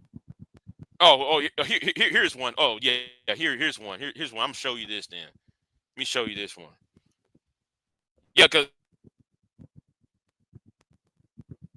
because like he 5, right? He died. 1965 when James Baldwin versus William F. Buckley and Cambridge debates. Yeah, hold on. Let me show you. Shit. I ain't playing the whole thing, but I'm just giving you a reference. You know, Yeah. just giving you a reference. I ain't trying to play the whole thing.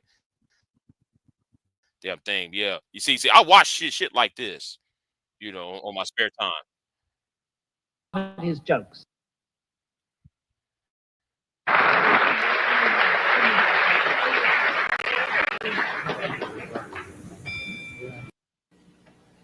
The position of a kind of Jeremiah. For example, I don't disagree with Mr. Burford that see, I watch shit like this though, right? I watch shit like this, and you know, I don't know why I unsubbed from the Oxford Debate channel. I don't know why I unsubbed for it. I don't know why I did that, but I did. Yeah, it used to have some good ass debates on there. I remember I watched that one with Julius Malema from South Africa. He was acting a fucking fool over there. On that debate, he acted a fucking fool over there. But yeah, it's shit like this I watched, and I like debates like this rather than that bullshit Charlie Kirk was doing. Charlie Kirk stepped up in here, that you know, he got his ass ate up. They ate his ass for live. He thought though what he was gonna do on American campuses, and he thought he was gonna go to Oxford or Cambridge. Doing that, they ate his ass up. I gotta find that. That debate. Hold on, let me put that down real quick. Let me try to find that real quick.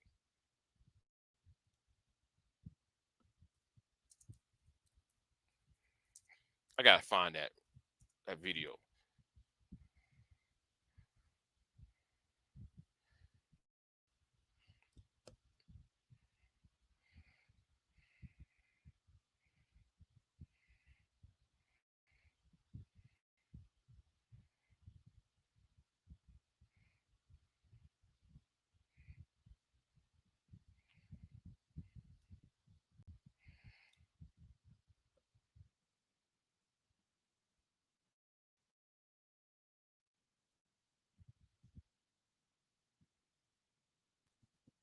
Be quiet. Just got dinner. Hold on, wait. Hold on. I gotta find it now. I gotta find it. I gotta find better one than that one. I gotta find better one than that one.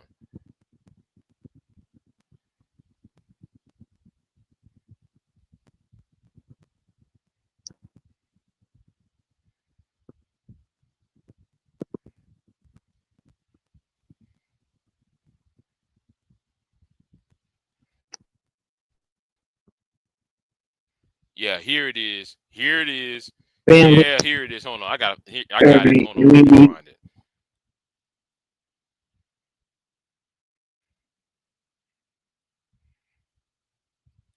Let me try to put this up real quick.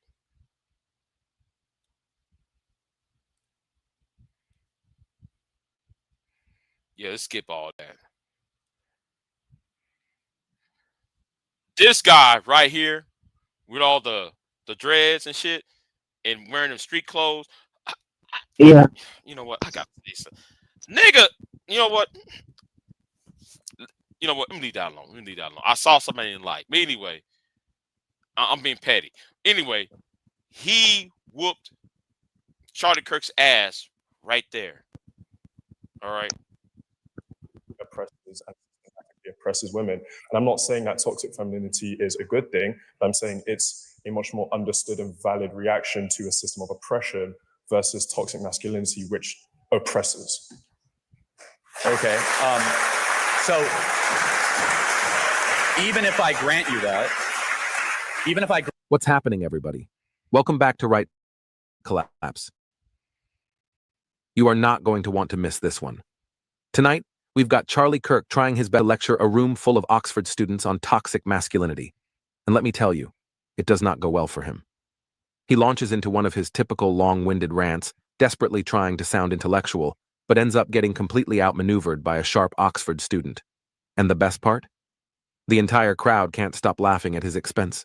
Before we dive into the full story, comment where you're watching from, and don't forget to like and subscribe so you don't miss the next one. Now here's the thing about their homework. Tired talking point. He's you.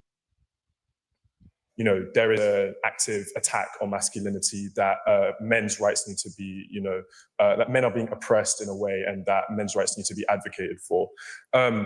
And, many people have attributed the Red Pill media to rise in this almost generation of lost boys. I kind of wanted to get your opinion on kind of like, do you see this generation of lost boys as a failure of, say, masculinity, or are there potential other factors, economic, social factors, such as, the death of the American dream, increasing costs of living in America, increased costs of education?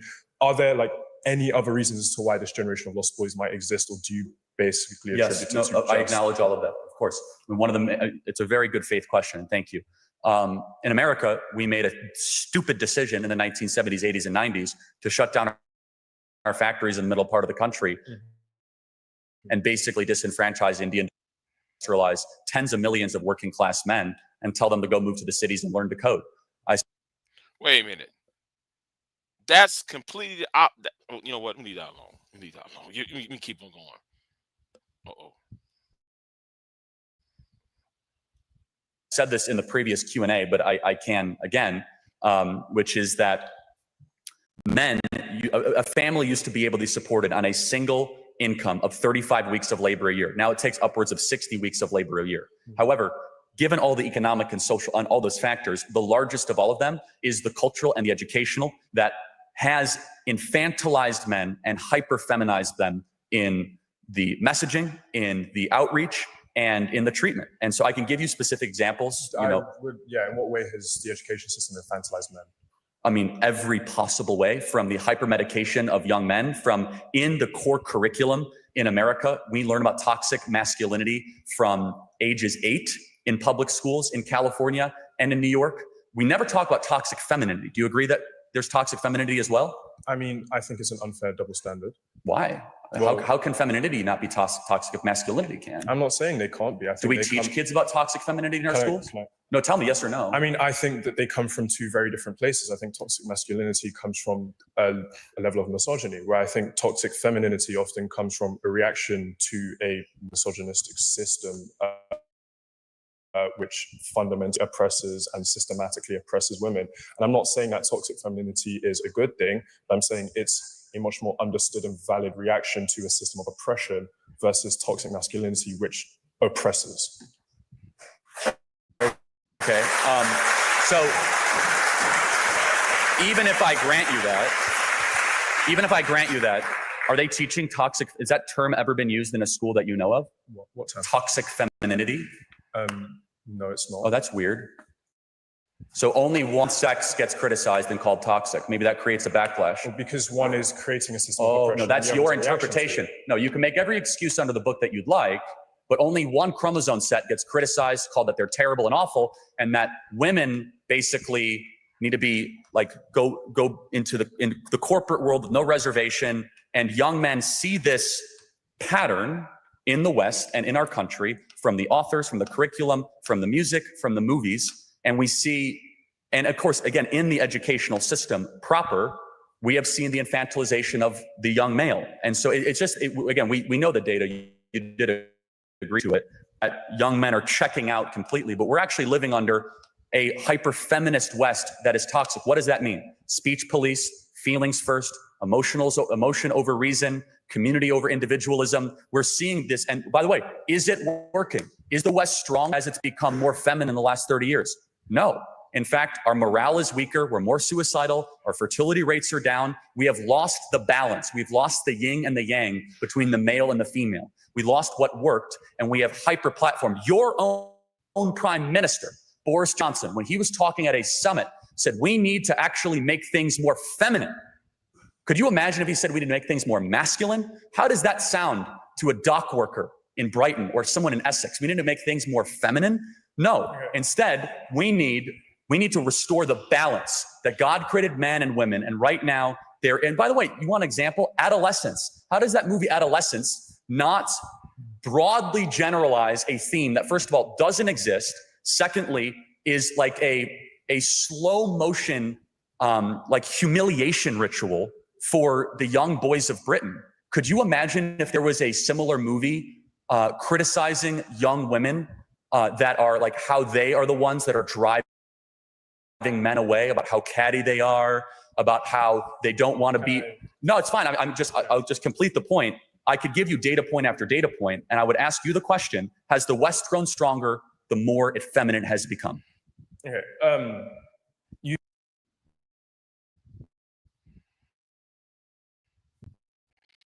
You know, hold on. Yeah. Let me go ahead and wait. Hold on. Wait till the ad. Hold on. Let me see. Okay. Let me skip this ad. It's in the way. That's how a Q&A works. You ask the question and I answer. So I am the speaker. You know that's how it works. Yeah. Okay, so on your point about adolescence, I don't think adolescence is a generalization. We are not saying that every young boy in the UK is like this. We're not saying every young boy goes through this process. It's an example of what can happen when people fall into this kind of media. I think it's like, and it's more of a story or warning to what can happen to people that, you know, fall into these bubbles, who don't find the help that they necessarily need, that can turn violent. And like, this is a perfect example of toxic masculinity, in which the boy feels like he's not affirmed in his masculinity and takes that out on women. Like that, we've also then seen like within men, like the largest contributor to like men's deaths right now is male suicide. Like, but I would argue that is not a factor of feminization, but instead a factor of masculinity. The idea that men can't be in touch with their feelings. You talked about a feeling first approach being effeminate. So men are simply not allowed to engage with their feelings at all. Like men not allowed to talk about their feelings. These are large contributors to a mad problem within men's spaces that lead to what is the highest contributor to men's death, suicide. And I think this idea that, you know, men simply go back to work and if they're economically assured, then suddenly everything is fine. And, you know, men's mental health was never an issue before like the 90s or whatever it was when we used to start affirming men's mental health, I think is an unfair it's an unfair point to make, and I think it doesn't speak to a lot of issues that a lot of young men face, and I think it's a dishonest way to go about talking about this conversation. Okay, so which part would you like me to respond to? Let's go to the point about not suicide and masculinity not being allowed to. So to your point, if it was true that men have always been miserable, why have the suicide rates gone up? Well, because we've started recording suicides better. It's not to say that suicides didn't occur on this level. It's just we simply have better ways of recording. That's rubbish, and you know. Body bags are data that transcends any sort of manipulation. It was a self-inflicted gun wound or being hung. It was not like a mass reporting issue 60 years ago in this country or in the West. It is a material fact because we know it's happening in the Anglosphere. It's happening in Australia. It's happening in America. It's happening all across Europe, that suicide rates of men are going up. Depression is going up. Yes. They are correlated together. It's not a reporting issue. There's something undergirding it. And in fact, just one other thing, your own prime minister endorsed adolescence. He sent out a tweet saying, I was shocked to the core when I watched this film and everyone should watch it. So that is an endorsement from the top leader, other than, you know, the king of this country, of endorse. I don't even know, may the king endorse it. I mean, an endorsement is not a generalization. Well, hold on. No. He said, I'm troubled to the core of what this could become. And you have to, again, that is one example of thousands that I could give, one that is the most applicable to here to this country. And I guess I would just ask this question in closing. Do you think men would be happier if they're married and providing for a family? I don't think marriage or the institution of marriage is the only way a man can be happy. That's not what I said. I said generally happier. Do you think men will be generally happier if they're married, providing, and have children? I don't think that's a necessary factor to contribute to men's happiness. What is your solution to bring about male happiness in the West? Mine is men get married, have children, and provide. What is yours? That's a big question. I think an affirmation of their emotions, their emotional states. I think an openness to allowing men to express themselves in whichever way they want, even if that is in a more effeminate way or a Western, typically effeminate way. I don't think it's about ostracization. I don't think it's about promoting one simple institution of living and disregarding all of those else. Men are free to live single, men are free to be in gay relationships. I don't think that the institution of marriage privileges them to a life of happiness over any other way of living. So of course you have the agency to do that. With all due respect, have you been to London the last 10 years? Men can do whatever they want. I live in London. Are they happier? Men can dress how they want. Men can act how they want. You go to any club. Has it worked?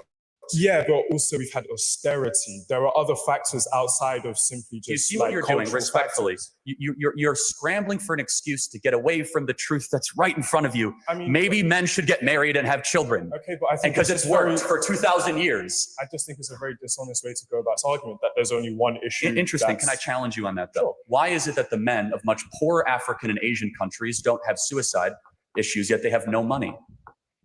How do we know that? Oh, we know. Again, by empirical third-party reported data from the UN, from the US State Department, there is not a suicide crisis in sub-Saharan Africa. There's not a suicide crisis in Southeast Asia with young men.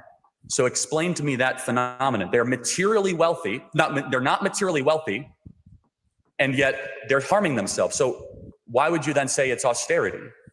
Sorry, say that again. Okay, you're looking for another explanation for male unhappiness. Yes. I'm pointing to you to a part of the world that actually does value marriage and does have children, but they have no money. So therefore, how could you say it is a material problem why the men of London, who can dress how they want, go to whatever bar they want, are not happy?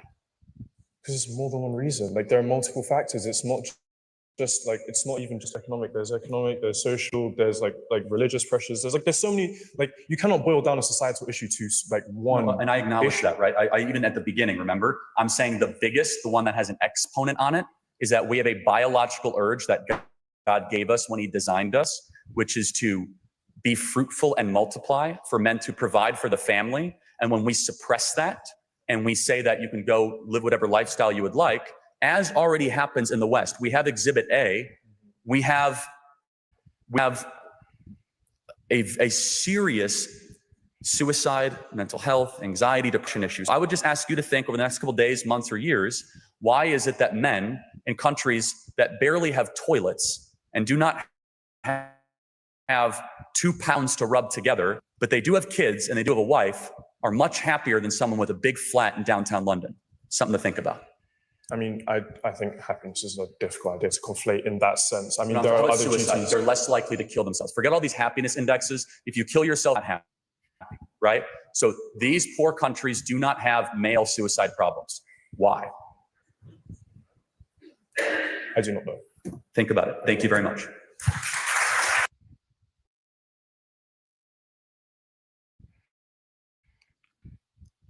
The argument itself, right? The argument itself is a bad one. It's called the cost of living. That's what I would have said. It's the cost of living. You have to worry about food. You have to worry about where you're getting your water from. You know, where you getting your meals at. That's where the part of where the unhappiness is coming from. So that argument he raised is a flawed argument. Now I would have went back if I was in his shoes. Is Queen, you up or are you still at? Oh, never mind. I'm here.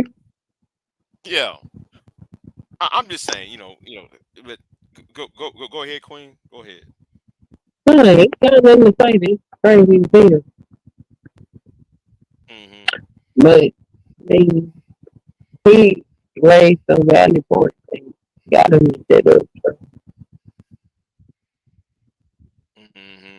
Charlie Kirk got on my nerves. Yeah. He got on my nerves. Horrible human being. Right. Oh. Leonard said, the rates are increasing because these demons are feeding estrogen in all the food and the water. And funny how,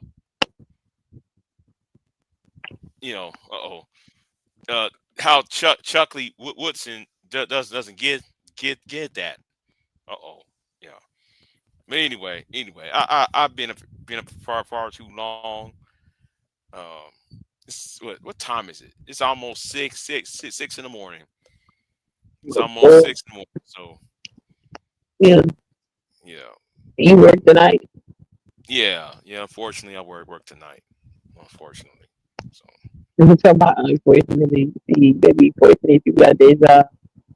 Yeah, no. If I didn't have a job, I'd be ass out. Shit. Okay. Trump running around here, letting people see to a goddamn job. Shit, I'll be up in the dark, man. I had to pay my light bill today. Shit, that's right. I had to pay my light bill today. But yeah, see, I'll be up in the dark. Shit.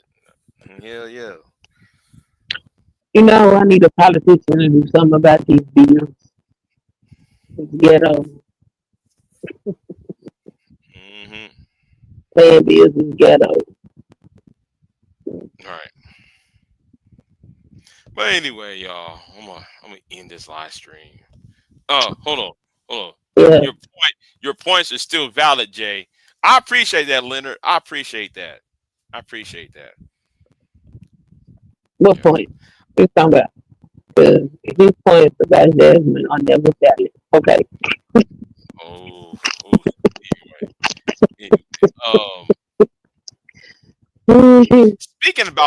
Speaking about a Leonard, I stopped going to Taylor's. As soon as I'm about to get back on Taylor, that nigga showed up. Yeah. Unfortunately, I've been seeing him. I'm like, fuck. What the fuck? Yeah. And I saw him last night. I'm about to head on to Taylor's again, but and I saw his ass over there. You know what? Fuck it. I ain't going back over there. Fuck it.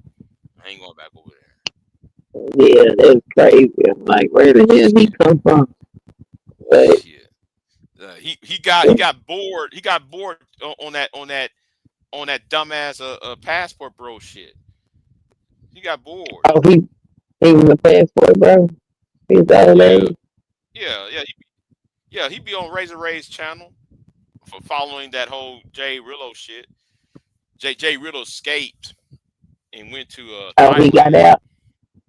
Yeah. Apparently he got out. So I bet he gonna go to Thailand. So he shit. I ain't hear any news out of that yet. I ain't hear no news. So, but no, yeah, they probably ain't no.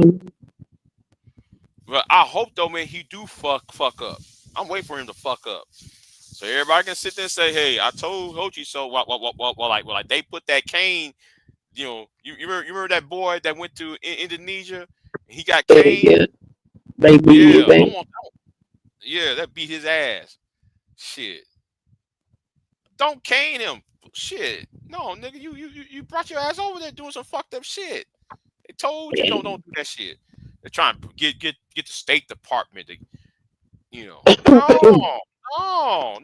You went over there, you were fucking around, and you find out, and they got you pinned up on that wall and cane your ass. They cane your ass straight to hell. Shit. They was gonna give him more lessons. The United States advocated for him to get less lessons. Shit. You gonna travel somewhere? You better know what the laws in the land is. Shit. I don't go to countries unless it has the Magna Carta. Okay. If there's no Magna Carta in y'all's constitution, I'm not going there. Fuck y'all. Shit. I'm not asking no food in nobody else's country. Right. Exactly. I remember that one time, me and my mother went down to Mexico. She grabbed me and said, "Boy, don't." She told me, "Hey, listen, don't get lost. Don't get lost." Shit. Me and her walked to Laredo. Like we went on the Mexican side of Laredo and went into the American side of Laredo. Yeah, that's not a fun walk. That was not a fun walk.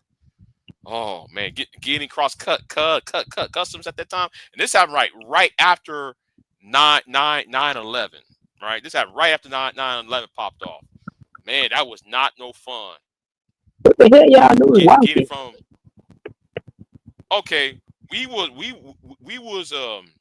sightseeing shit because she was enjoying her vacation.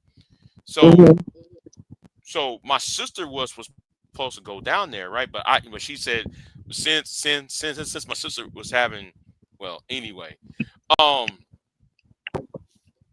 came down from college and I spent time with her, right? We went down there and shit. We was ordering, we was buying, we was shopping and shit. And that was no, and then we saying like, no, we're not gonna eat down here. We gonna eat on the American side, because we went into Luby's and ate. Because I'm not eating no food in Mexico, not in Laredo. I'm not. So what's wrong with Mexican food? The water. Oh, they water bad. Oh yeah. The water's bad. The water's bad. You don't want to eat. No, man. You be on that toilet for 2 weeks. I'm telling you. I know everybody drink bottled water. Yeah, that's true. But we didn't have. I didn't thought we wasn't thinking like that. We wasn't thinking about water. Bottled water was cost like 18 cents for a liter.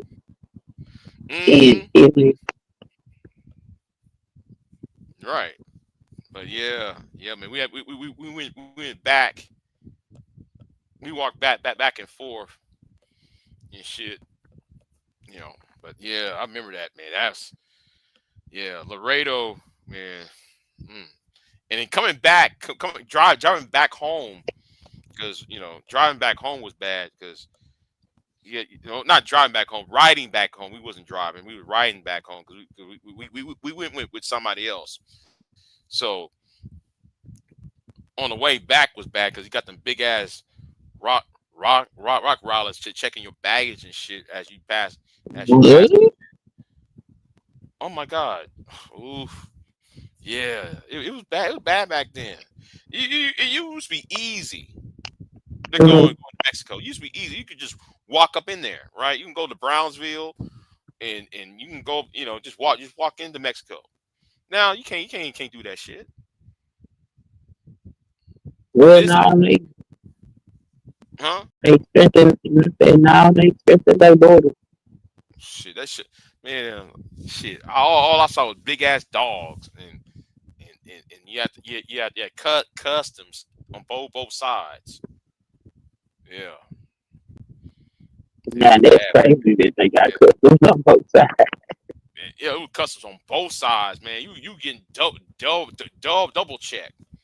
You getting double checked on both sides of the border, man. You leaving Mexico and all of a sudden they stopping your ass. Oh, you got something in your hand? Oh, you might want to pay some money. You gotta give them $15 and shit. If you bought something, you gotta pay $15 based on the item you have, right? Yeah. So. That's crazy. Yeah. Yeah, I have a painting too. I have a painting of myself and my mother when we was over there and shit. Yeah. Oh, cool. Yeah, we kind of I have to pay taxes on that motherfucker. Like, damn, okay. Yeah. But anyway, let me get off of here, y'all. So I appreciate it. All right. Talk to you later. All right then. You have a good one. You too. All right then. Okay, bye-bye. Get there. Bye.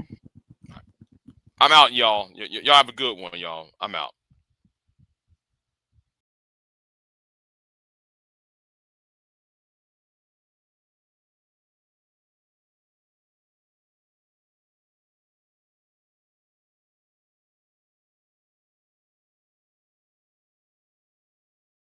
I am not here to debate with anyone. I have devoted all of my adult life to this subject. I only debate with my equals. All others I teach.